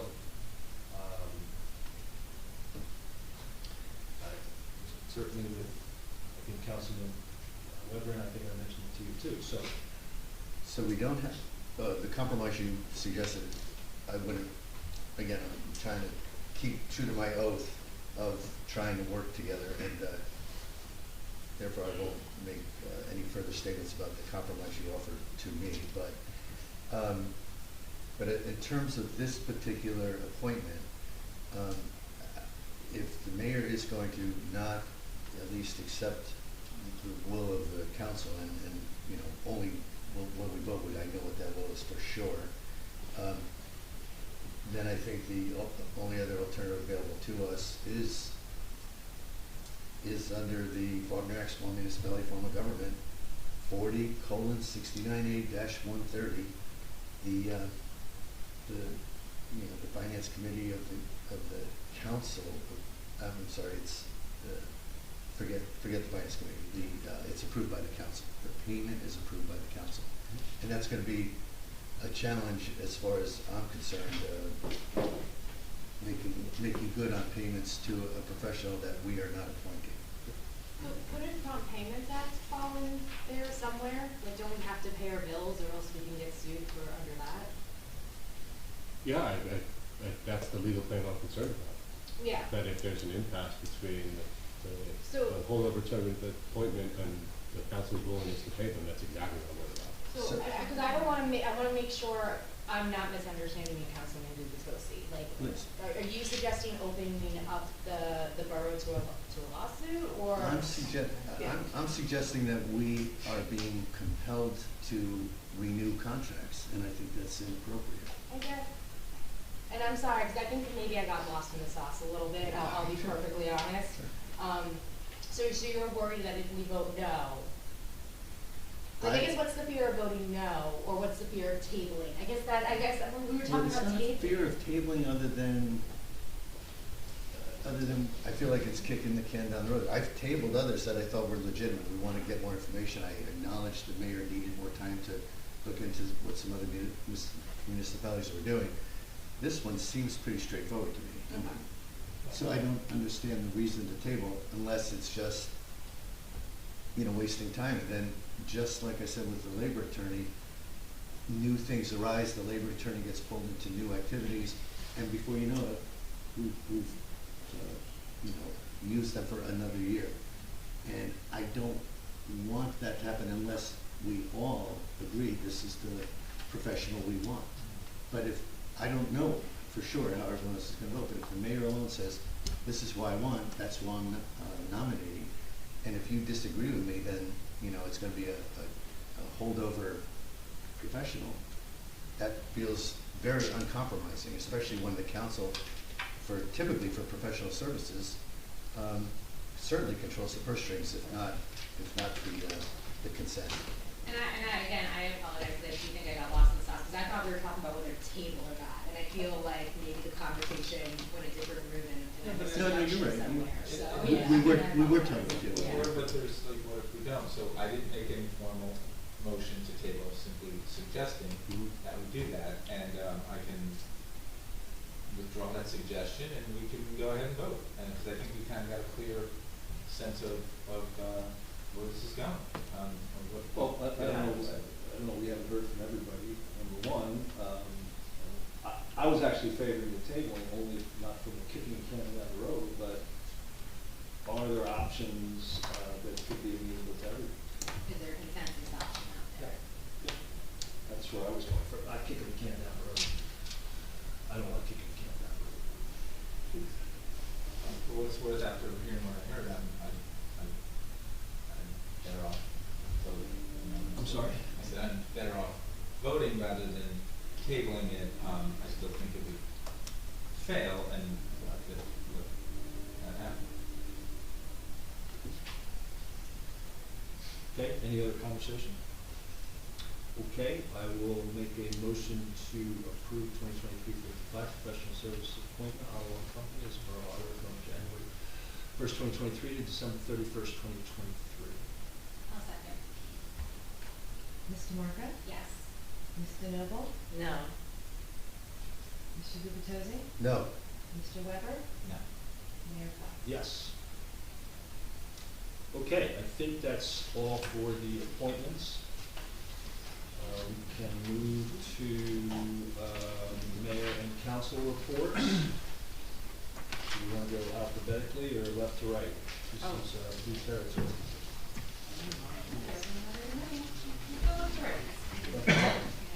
By just in time.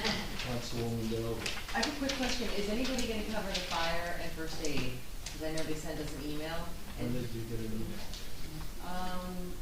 In the borough, oh, am I the only one that got it? No, it was like an hour before the meeting. Oh, I didn't see it. I didn't see it. Okay, because I don't know if Kim is gonna read it, because she's the liaison. Kim, if you got it, but while you're going, Councilwoman, she can Okay. put her back to work. Don't tell her doctor, please. So I just wanna make sure they get. I did not receive the report. They did not report to me this month. We can discuss that offline. Well, actually, if you want to cover it, I mean, what's. Yeah, I have it right here, so I'll just read it. Yeah, that'd be It's good. tiny Thank you. print, so just bear with me. First aid, for the operational period ending January 25th, the squad responded to 18 day calls and 8 night calls for a total of 26 calls. 15 were for medical, 11 for fire calls.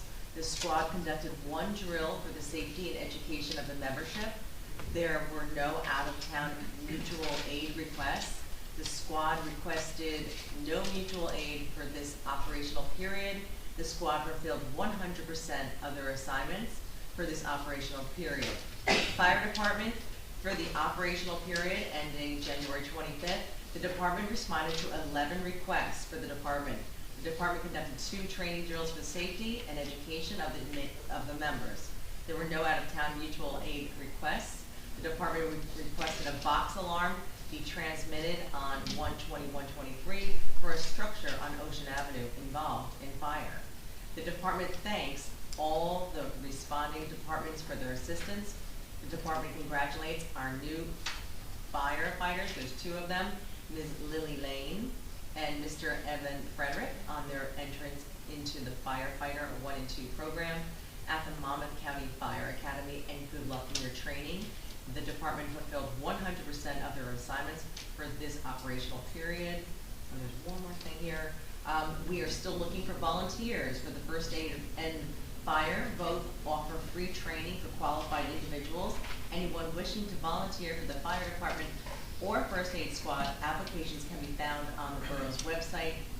And that also this fire and first aid squad that is allowing us to keep answering our citizens' needs for medical care and fire protection is at no cost, 24/7, 365. And that is that report. Okay, now I'm also the liaison for the Board of Education. Couple of things. Where do I begin? I went to, Strategic plan. what's that? Strategic plan. Yeah, I did. Want to start there? Okay. So, yeah, January 10th, Exciting stuff. the New Jersey School Boards Association had a 3D strategic planning which does determination, dream, and destiny by design. This was so cool. The teachers were there. Let's kind of see where my notes are here. Okay. Mary Ann Friedman and Michelle Kennedy were from the New Jersey School Boards Association. And in attendance, there were amazing teachers from the Bradley Beach Elementary School, enthusiastic board members who are all volunteers, and also parents and residents like me. And we worked on some strategic planning and the vision for the future of the school. It was really, really great. There's one more session coming up. It's another special meeting, February 13th at 6 p.m. at the Bradley Beach Elementary School, and everyone is welcome to attend to that as well. They did have a Board of Ed meeting last night, and they announced the Teacher of the Year, which is Ms. Courtney Hamill. She is a math teacher and the athletic director, and this is quite an honor for this teacher. The parents and the teachers actually nominate her, and it's quite a process, so that's really awesome.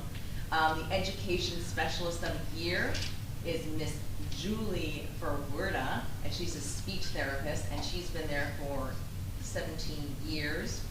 They do have a reading challenge going on at the school right now, and they are up to 42,000 pages read in books. And they have Board Appreciation Month. They're celebrating their volunteers, and their next meeting is February 21st on Tuesday. I think 7 p.m. And then one more shout out, I went to the girls' basketball team, and it was so exciting. At the last second, like literally the last second, Jordan De Jesus shot a 2-pointer and won the game 20-19. And that was, they beat Belmar. It was so cool. And the kids were screaming. So that's that. One more thing I have is the shade tree update. Okay, congratulations to Larry Bagwell, he's the new chairman, and Nick Corsich is the vice chair, and I'd like to also thank Nick.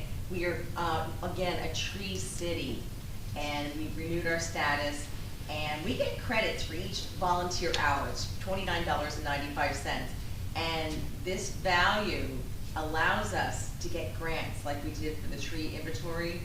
And this way we know how many trees we have, how many are dying, how many need to be replaced. So that's really helpful.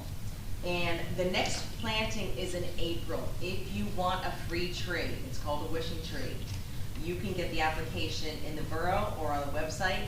But you can also sponsor me, sponsor an honor me tree, which I've done before. So, and again, you can get that form either on the website or at the town hall, and that helps us to be more self-sustaining with that program and planting more trees and getting that nice balcony, that canopy of shade. And that is my report for today. Thank you, Councilwoman. Councilman Gutierrez. Thank you. Well, I'm going to start off my comments by making a statement to be as clear as I possibly can on this. As I understand it, local public contracts law requires council approval of payments. If any professional services firm currently working with the borough continues to perform services for the borough after tonight, and they were not reappointed by vote of this council, they will be at significant risk of not getting paid. That's my comment.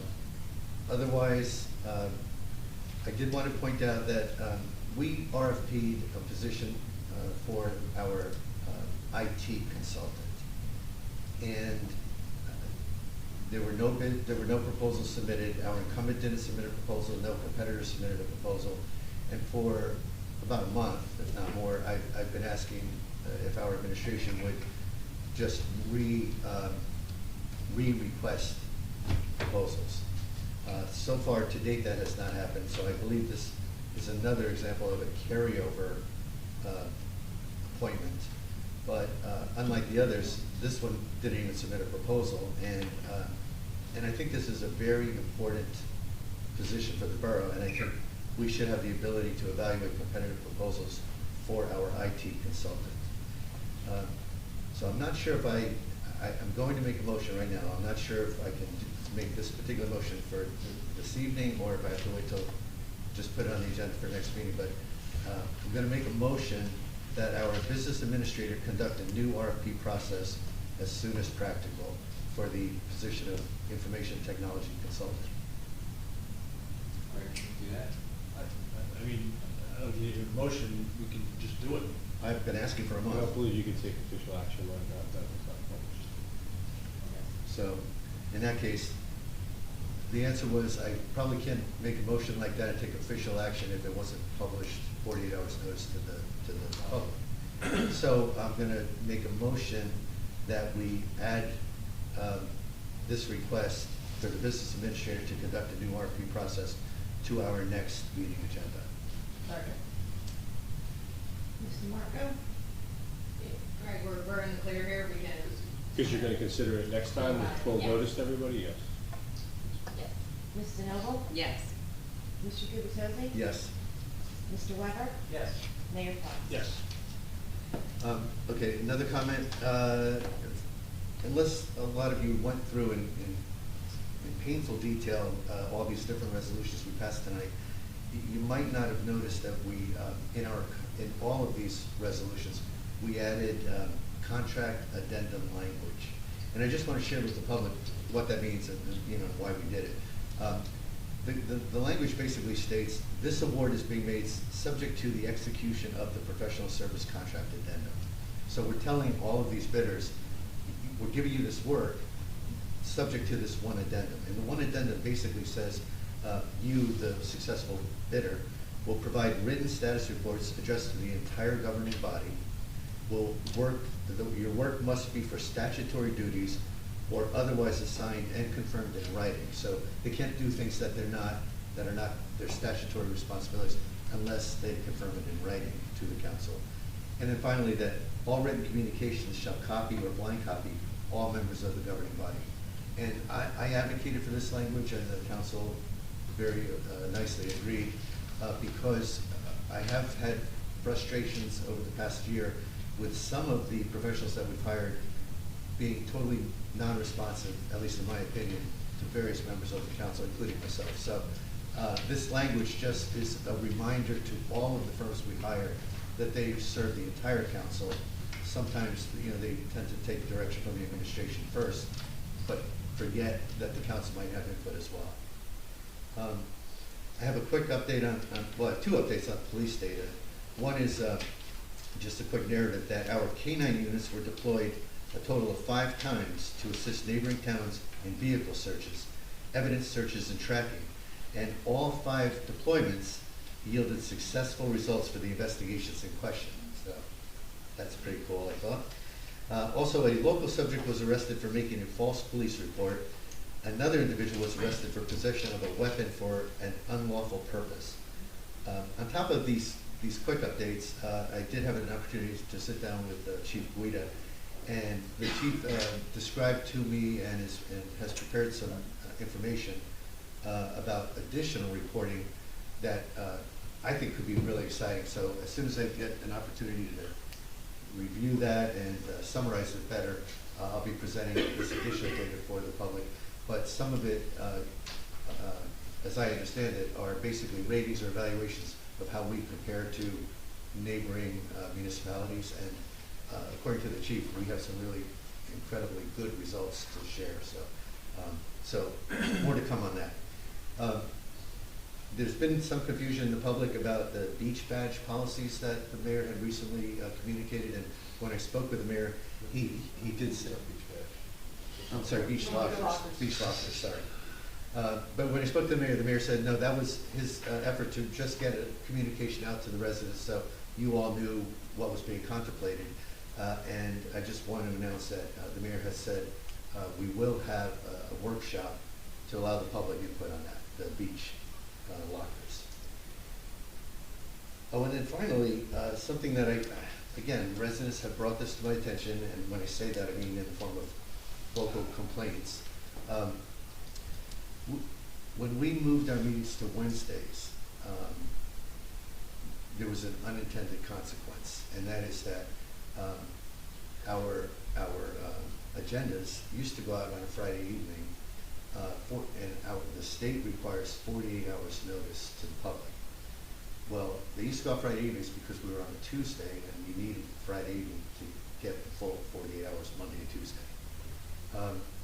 However, the unintended consequences when we moved it to Wednesday, as people continue to tell me, we're now sending out the agendas on Monday evenings. That is complying with 48 hours, but if you compare it to where the residents were prior to this change, the residents had 4 calendar days. It went out Friday evenings, so Saturday, Sunday, Monday, and Tuesday. And we've moved then from 4 calendar days of review and opportunity to question whatever to 2. So my statement to the public is I'm going to, over the next few weeks, work with the rest of the council to determine if there is an opportunity for us to give the public more notice. Okay. Anyway, that's the last of my statement. I just comment on that. It's our intent to do Fridays because of the reorg. And, I'm sorry, the last meeting, we had an emergency which precluded us flat out. And with the reorganizations, we just ran out of time. But I don't see any problem with Fridays going forward. Yeah, Monday should be an exception going forward, not the rule. We should rarely have that happen. Don't we have a local ordinance that says it has to be 72? No. I think we used to. We used to. We changed it. not in there now. I'm 48. I snuck it in. No, I don't know. It's 48. For the agenda? Yeah. Yeah. Yeah. Right. It was changed this summer with the chapter 5. We're keeping it to. So people have to get items to the clerk 96 hours in advance, but which is technically Saturday night now, we gotta look at that again. And then 48 for the agenda. So my only point being, we want to give the public, all those comments were made right up front of the meeting that, we're all serving the public and we want to do what's right by the public. We want to give you, we certainly didn't want to penalize the public by taking away 2 days. So if we can work this out, that we continue to do this on Fridays, that would actually give the public an extra day, which is obviously what. That's our intent. That is our intent. Thank you. Thank you. Councilwoman DeMarco. Yes, the Bradley Beach Environmental Commission met on January 9th. We welcomed new members Dan Bagley and Katie Mitchell to the team. Also wanted to congratulate Liz Hernandez on being elected chair and Dan Lees on his election as secretary. The commission discussed the EV charging station resolution that was on the agenda for tonight.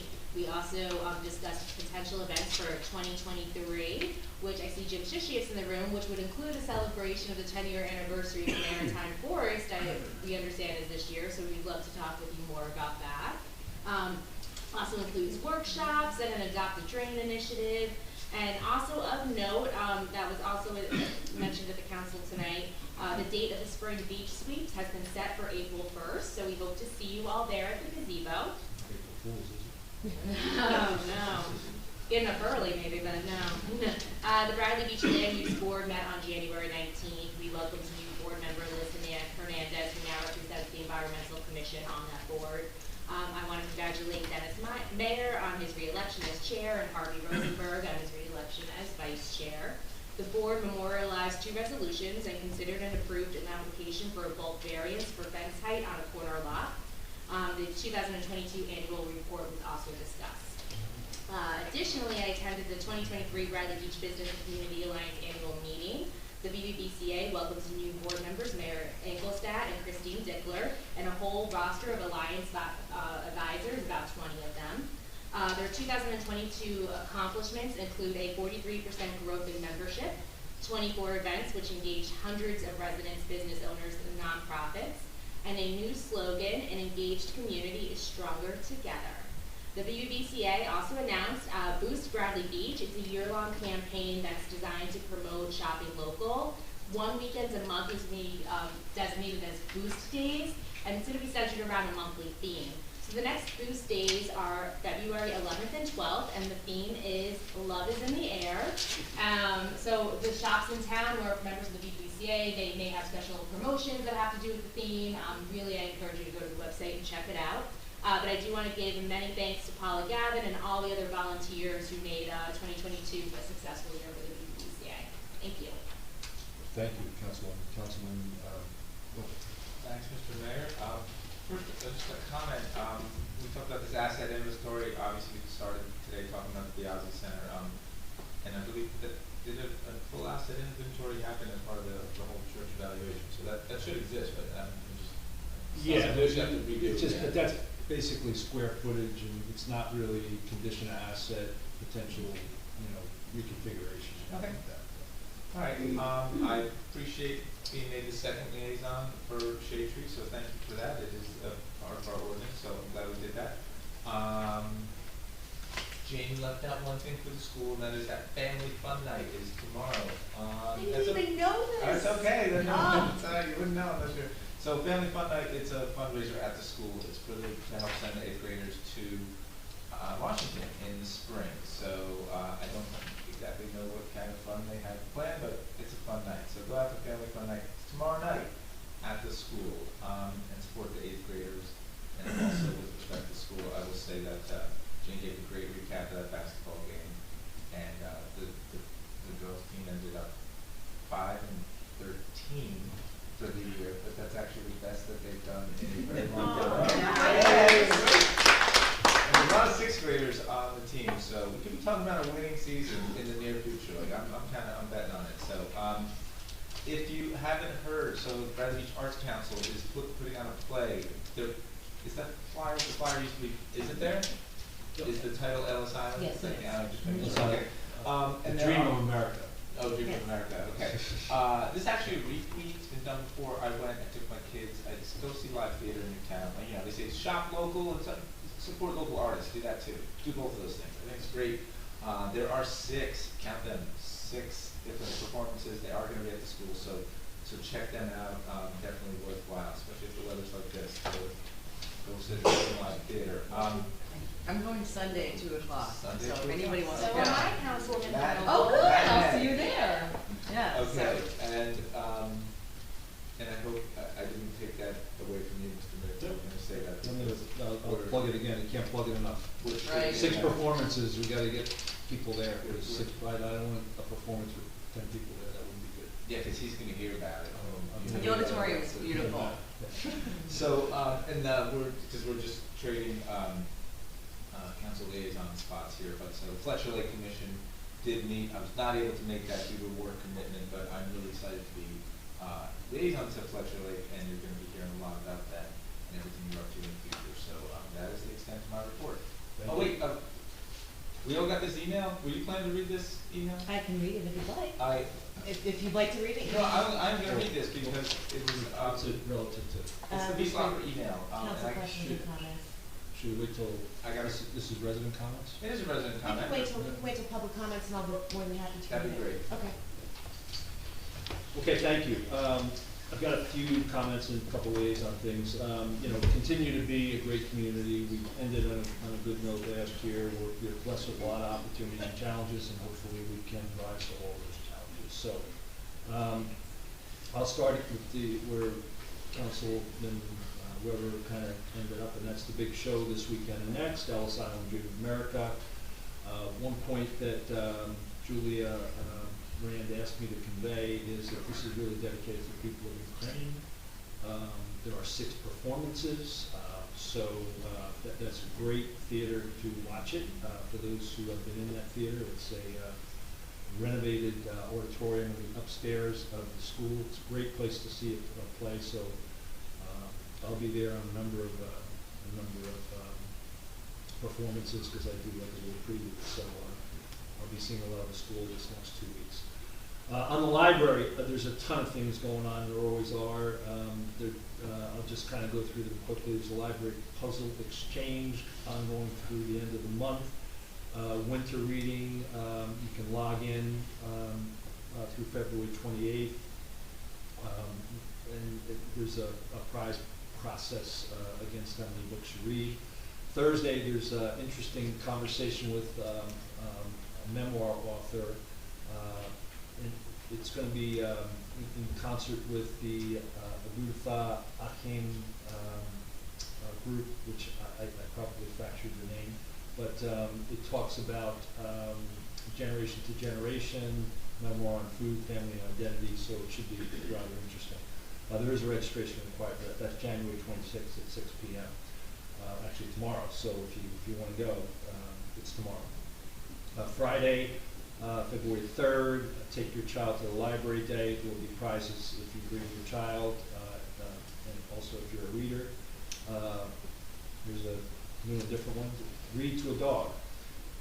Children in K through 4 are going to practice their reading skills by reading to dogs at the library. I'm hoping they film that. That should be interesting.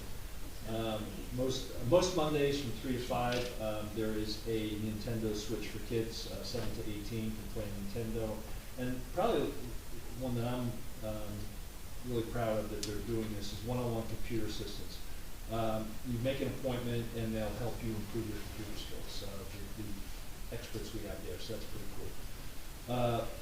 I think Councilwoman Marco mentioned the BBDCA. Held their annual meeting Monday. It was very exciting. We had musicians, cheerleaders, Superintendent Heidelberg, who I'm very impressed with, is doing a great job. Talking about 22 and then going into 23, some great things going on. Recreation, aftercare is still going Monday, Wednesday, Friday, 3:10 to 6. There's still some spots open. A couple other key things going on, crosswords and coffee every Tuesday at 10 a.m., free Zumba every Saturday at 10 a.m., Core Health and Heart Forgiveness, February 12th, February 12th, and then there's a 4-part guided meditation series that they're beginning. And then the last is the Tween Heart Dance on February 17th. It's open to grades 5 through 8. They have DJ, pizza, slices, and more.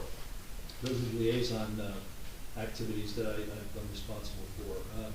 Just a couple quick borough business items. We're closing out 22, trying to work through 23 as we discussed earlier today.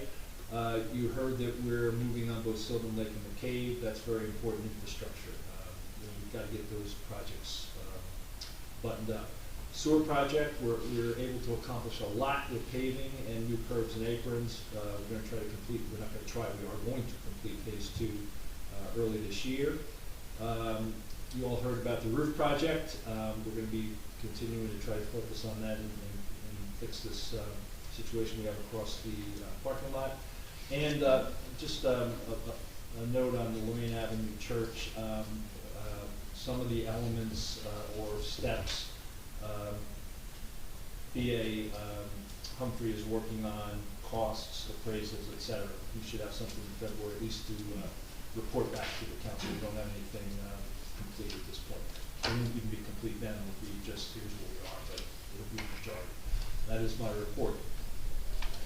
If we can now move to there's no announcements, public comments. Why don't we start with that? Sure. Why don't we start with that? Okay, so I received an email from Joanne Bedia and Deborah Heffernan from 318 Ocean Park Avenue. In a recent email from Michelle Wiley, the following was proposed.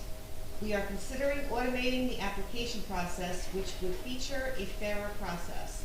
Locker numbers would be assigned randomly to the beach we leased this past summer season.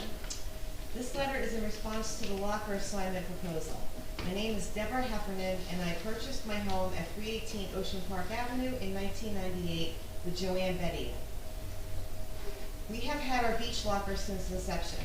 I do not understand or agree that assigned randomly is a fairer process. What does that mean? How do you randomly assign? Who randomly assigns? Is it a computer-generated program? Is there a personal intervention? How is that more fair than those of us who have owned since inception? Shouldn't they be assigned based on the length of ownership? We strongly believe that locker numbers should be assigned giving priority based on the length of ownership of locker, period. That's the fairest way and removes any question of bias, favoritism, or other influences. Thank you for your consideration.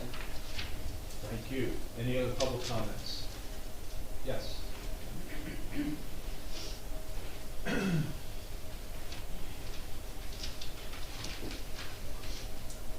Eileen Shishias, 112 4th Avenue. With summer quickly approaching, we are all looking forward to our traditional Memorial Day parade. Last year's festivals on the ocean front netted the borough $1,800. Maybe it is time for the mayor and council to rethink the location of festivals. It is important for event planners to realize the adverse impact these events have on residents on the first 3 blocks. Due to the noise, odors, and parking problems, they deny residents the opportunity of a quiet environment of the property. These festivals do not increase beach revenues, and we all know too well how popular, our beaches are on a hot summer day.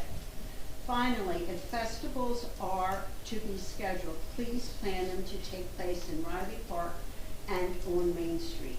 This is the part of our town that needs to be discovered, and we need to support our local businesses. Thank you. Thank you. Anybody else? Yes.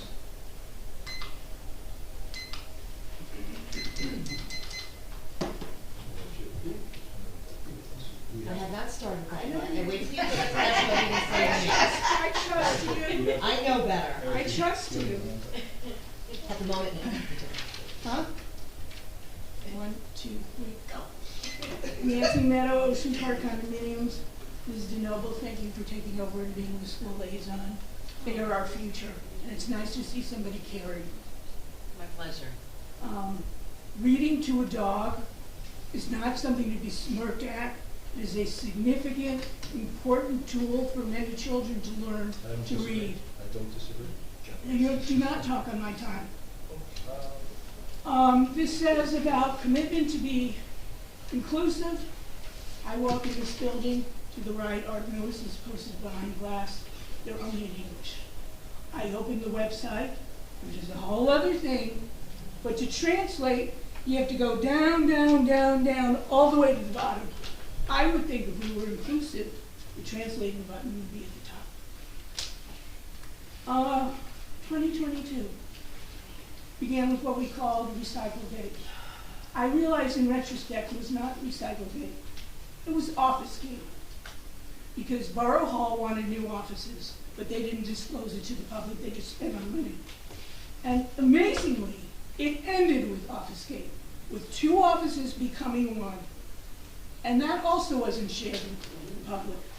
And what is most galling about it, this doing the best for the residents of Bradley Beach, I would think for every one of you, especially the CEO, the primary job would be to promote Bradley Beach.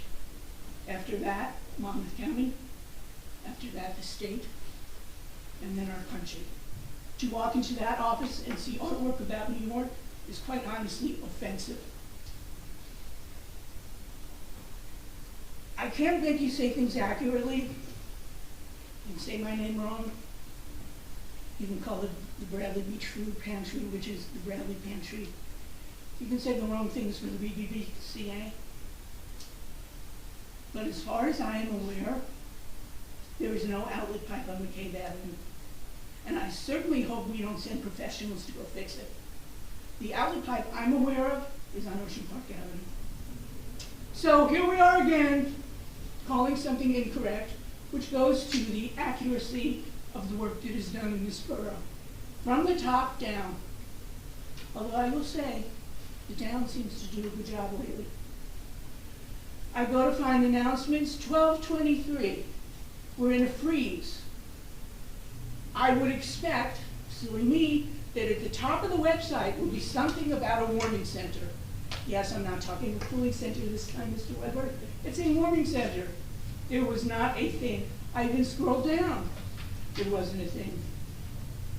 Who cares? I don't know. But I did understand all the phone calls I got from people asking me what to do there. He was out. And I just said, come on over, my notes. And talking the website, today's 1:25. And when you finally do find the announcements, it tells me that on 116 our offices were closed. That's the first announcement you see. Over a week ago. Then it says we had a clinic on 119, so it's after 116, and there's a play on 127 after all of that.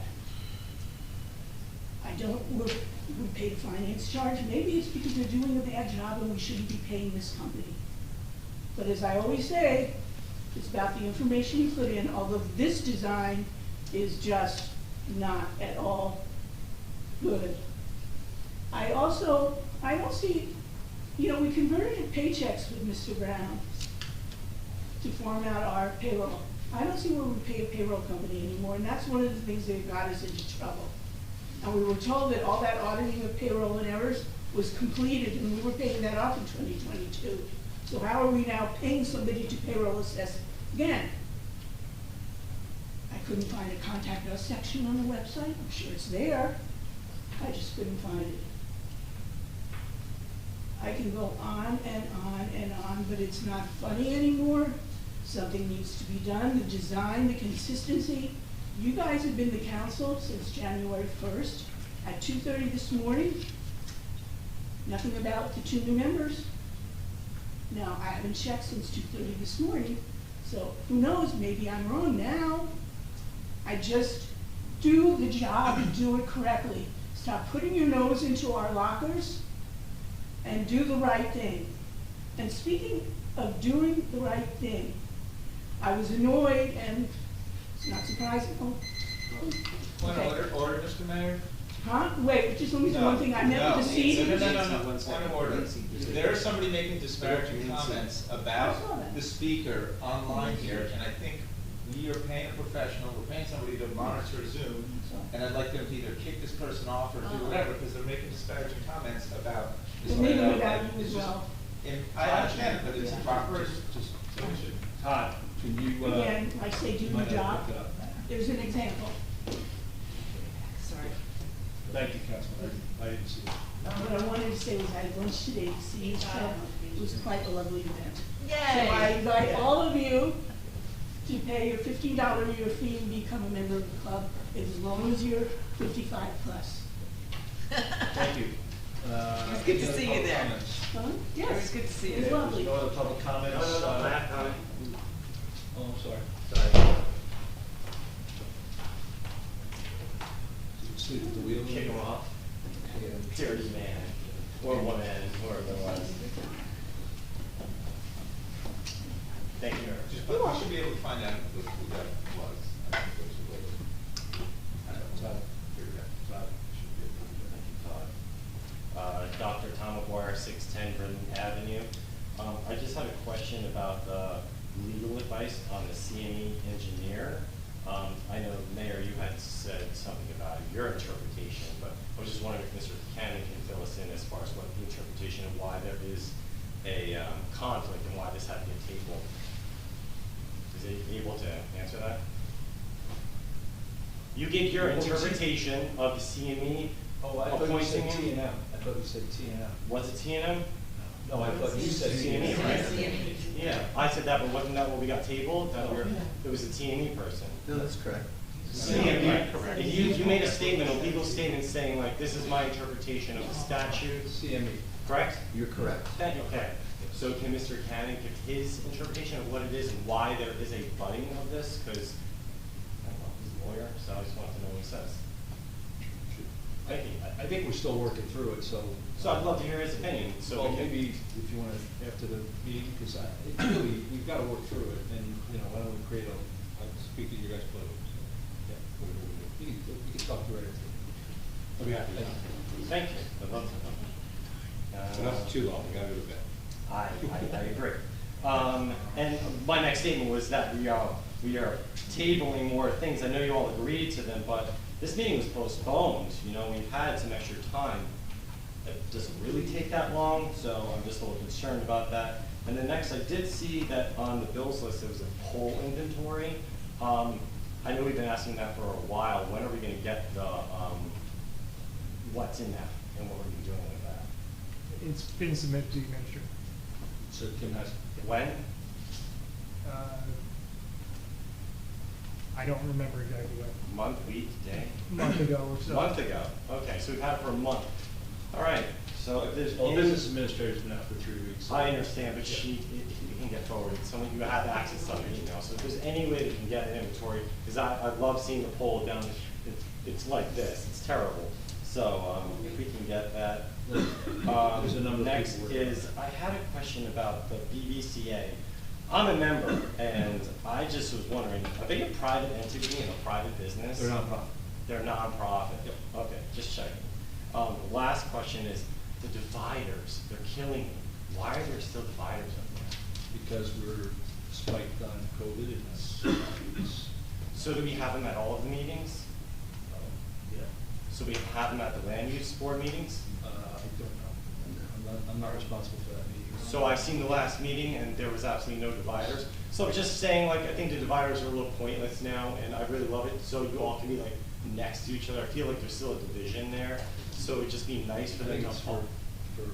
So if they were there, then they would be at the land use board as well, and they're not, and no one else uses them at any other board meeting. I've checked Manasquan's, malls, I've checked all of them, Thank you. no one's using them, so I really think at this point they're just for show. So is there any possibility that we can get rid of them? You're okay with that?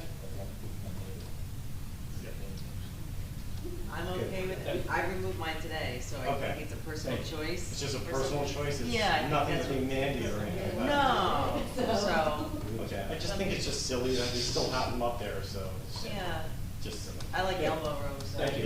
yeah. Yes.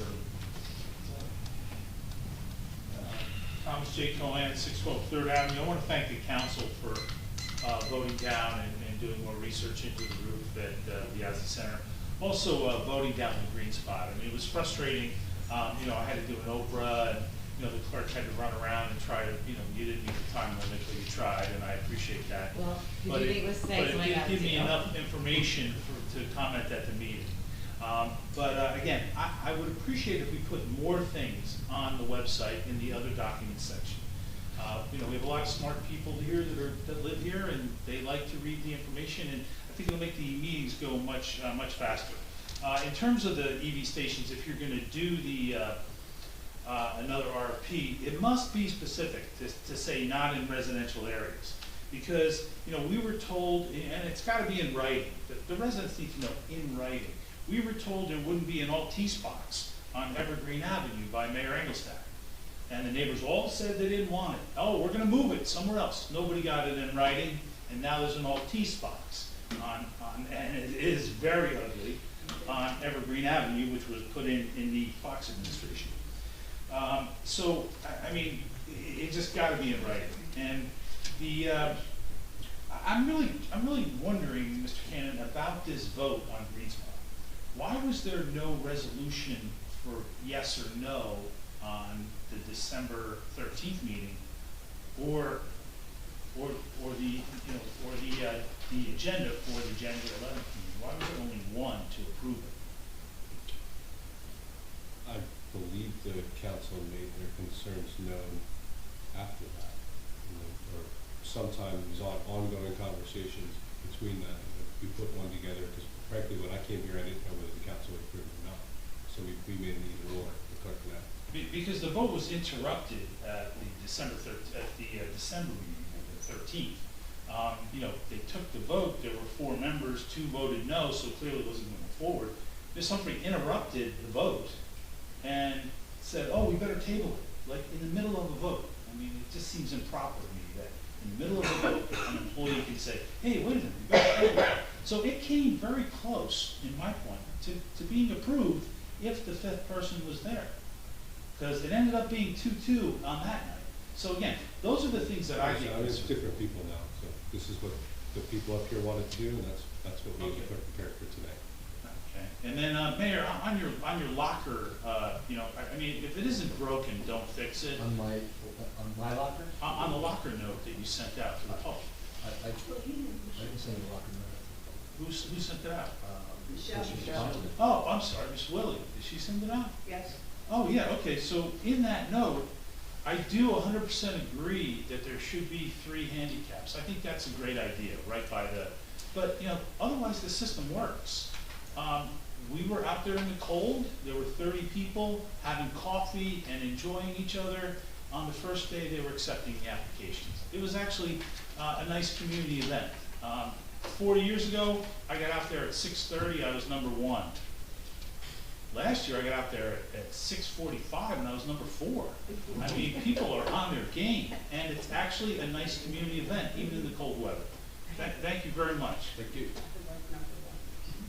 Okay, there are no executive, We have 2 hands. oh, we got 2, yeah, look, I'm sorry, we got 2 new ones. First, we have Rick. Hi, Rick Bartolome, 116 Newark Avenue. Just my only comment is there any update on the status of the Airbnb stuff? We are, that will be in February. We plan on bringing that forward. As a workshop? Yes. Okay, thank you. Okay, next we have Don Greenberg. Hi, Don Greenberg, 302 Park Place Ave. I've got a question on the professional services appointment, specifically the one that was voted down tonight. Mr. Mayor, do you get the advice of council before you make these nominations? Yes. So if you get the advice of council and you knew that the majority of the council didn't want this one particular nomination for auditor, why in God's name would you put that person up knowing it's going to get voted down? That's my prerogative to nominate who I think is the appropriate person. But if you know it's gonna get voted, that didn't answer my question. My question was, if you know it's gonna get voted down, why wouldn't you work with council to find somebody that's acceptable to everybody instead of just, wasting time and going through the motions when you know it's not gonna pass? I mean, it doesn't seem like that's an efficient way to do business, does it? Number one, you don't know if something's gonna pass until you take a vote. Well, you already said you had advice of council, so you would know who was in favor and who wasn't. Actually, there were one or two things tonight that votes changed, so stuff changes. I make the best nomination I can with the available information I have, and I did that. Okay, so what's gonna happen now that the auditor was voted down, it goes into a holdover? Are you gonna try to work to find a consensus nominee to replace the holdover? That remains to be seen, we'll see. Well, wait, so you're saying that you're saying you don't wanna find a consensus nominee? No. Or you're just vacillating and not wanting to answer the question? I'm not vacillating to answer the question. I don't have a good answer to the question because I'm not sure where it's gonna go. No, I'm asking you, will you work to find a consensus nominee to, at some point, replace the holdover? I always work to get consensus. So then you're saying you will work to find a consensus nominee? I was working on trying to get a consensus nominee up until 2 days ago. Okay. And I would ask the other council members, were any other names provided to you besides the one that was put out tonight? We have two proposals for auditor. You're asking about auditor, we have two proposals. Okay, so there were two names presented? There was at least two. I'm not sure if there was a third or not. I have to look at the RFPs. And was there anyone that, the majority of the council could agree on? Yes. There was. So that's my question. If there was a consensus nominee from the council, why wasn't that the person you nominated? Okay, I'm gonna say it one more time, that I have the, Well, I know that. I know you have the prerogative. It's not a matter of who has the power. This isn't a power game. This is doing what's beneficial for the town.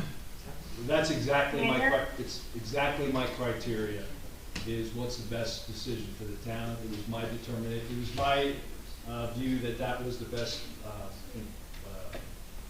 appointment for the town. Okay, and so going forward, so I guess we have to wait and see if we can come up with another. So if there was a consensus nominee, would you put that person up now, or that firm? I'm not sure where you're going with this, Well, I want to see, are we going to get somebody to replace the person that the majority of the council doesn't want there? Ask your question again. Are we going to get a new auditor at some point that will replace the current auditor that the majority of council does not want? I don't know the answer to that. And I think this is just getting to be counterproductive right now, and I appreciate the noise. Well, it is my time, so, if I want to ask a question until I get a clear answer, that is my Go problem. right ahead, ask your question. Well, no, that was it. I can see the answer I'm getting here. My other question is, it actually has nothing to do with council. It's just a general question. There's a business in town called the Space Bar. Does anybody know what the heck that is? Yes. I do. No, you probably do a better job. Go ahead. No, she's a fantastic creator artist who has her own work in there, but additionally, she also uses it as an event space. So she'll have other crafters and makers and artists come in and use it, and they have great over the summer. They had fantastic kind of tailgate parties where it was all different vendors and makers, and really go in, check it out. I got an adorable necklace of the state of New Jersey with a little heart where Bradley Beach is. Great hostess gifts, fantastic work. And Don. Thanks, Councilwoman DeMarco. Don, if you're watching a video on YouTube and you press this, you press the space bar to make it play, and that symbol kind of looks like a triangle, kind of like a D. Her first name's Danielle, and then if you press the space bar again, it pauses it, and that symbol kind of looks like an H, and her last name's Hoffman, so she's like, kind of figured out that this kind of all fits together, so that's what it's all about. And she also makes things out of the Garden State Parkway tokens. Oh, right. Yeah. So that's really cool too. Those are cool gifts. She has an actual Garden State Parkway token booth in that store. You should go see it so you could relive your Parkway token. Cool, I'll have to check it out next time I'm there. Thanks, Definitely. thanks both. You got it. Thank you. Okay, I do not see any more hands. Mr. Mayor, can I ask a question of the council? Greg, I know you studied up on a lot of laws tonight, but is there any law for people on Zoom that they have to present themselves as themselves? Can they just be, because we got Tony Stark and he's got some other colorful people. I mean, if people want to speak, they have to identify the meeting matters. Okay, But if people but want to, that's, we're good for if they want to sit behind black screen, that's their way. Appreciate it, thanks. And we have no executive mask session. anymore, otherwise bother, sorry. There are no executive session items, so I'll make. Mayor? Yes. Oh, I'm sorry. Yes, Kim. Hi, good evening. This is Kim, the business administrator. My Wi-Fi isn't good, so my video is not on. Plus, I don't look good, so I'm not gonna put my video on tonight. I just wanted to thank everyone. I know everyone's been working hard on the RFP process. I do understand why things were tabled. I just want to, again, please, there's certain council who haven't spoken to me about some of the changes with some of the professionals that I work with on almost a day-to-day basis, and in emergent situations. So if you have any questions or if you feel as though something was wrong in the prior year and that's why you're changing, please talk to me, because I also have department heads that feel very strongly for some of these professional appointments. I just want to let everyone know I'll be back next week. Thank you, Mayor, for doing day-to-day office hours. I appreciate it. And thank you to all the employees who have really done just a great job. Well, I've been online each day working with them, but they've really done a wonderful job. And I do want to address the fact with the payroll system, the reason why we don't pay the payroll company each payroll now is because I negotiated along with the CFO to have our bank pay most of our payroll services up to a certain dollar threshold. So we do not pay our payroll company each month.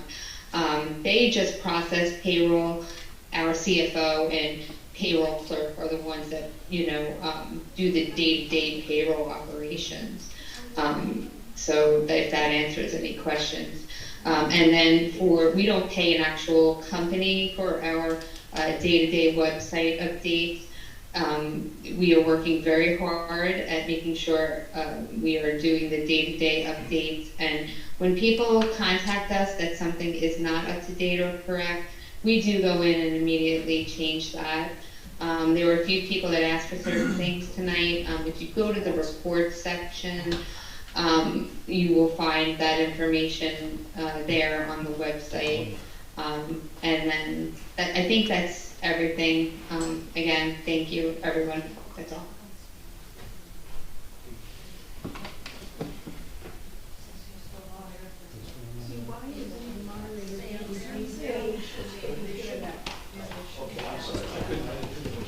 I mean, there were some bad names. If you watch Howell meetings, you can't see who's watching. Remember, we watched the planning board, so they have to figure out how not to have names on the screen. Well, the moderators cutting people off, he's being paid to. Right, but they shouldn't even be visible, like, there's gotta be a better way. You can set it up as a chart. Where the. All right, we'll make a motion to adjourn. Then you can promote the salaries. All in favor? Aye. We had someone follow ours in Red Bank. And then on it was set up as a panel, so you didn't have the ability to do anything on the public screen unless you were promoted.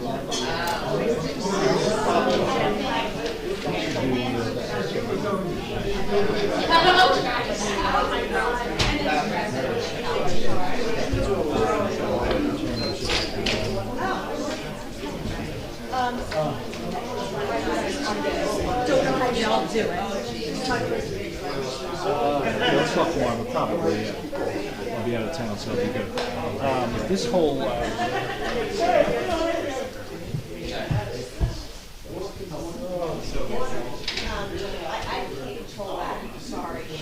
Powell, you can see only the people that are speaking, and that's the change. No, I'm saying, like, yeah, because they do Zoom, and you can't see anybody. I mean, I get that one. Yeah, I mean, talk really chicken. No, yeah. What do you use the order for? On that as well.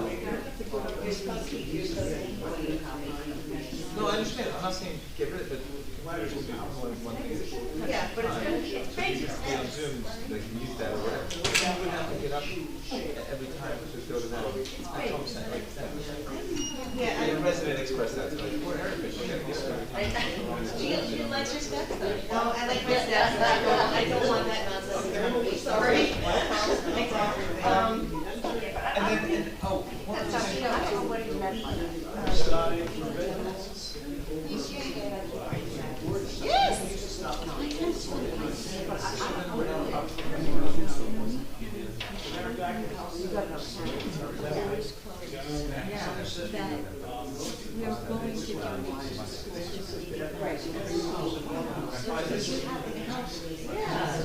And another thing, when I was teaching, But I mean, we had we're keeping that where the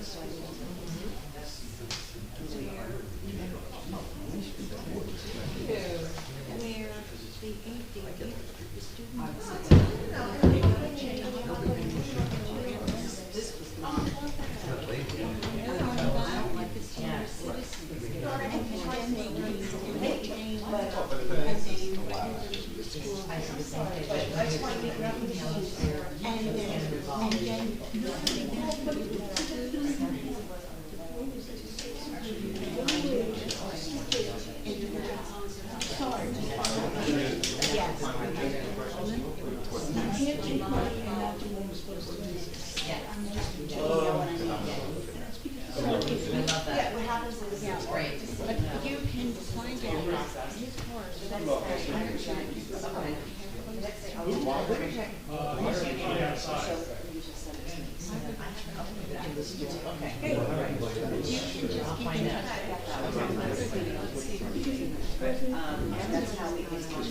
I just want to make sure I was using it. By not using it, we will be like,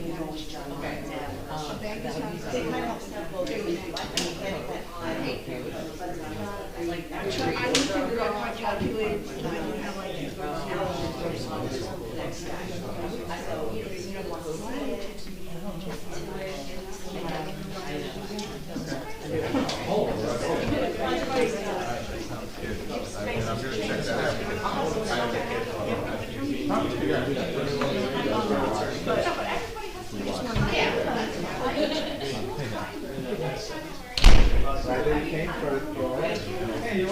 I'm married to my wife. Nice to see you.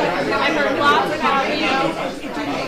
It's nice to see you. Good, nice to see you. Congratulations. Oh, thank you. Oh, no worries. We're happy for you. And I look forward to, learning more about our projects. Like I said, but they get the report from the other day, so.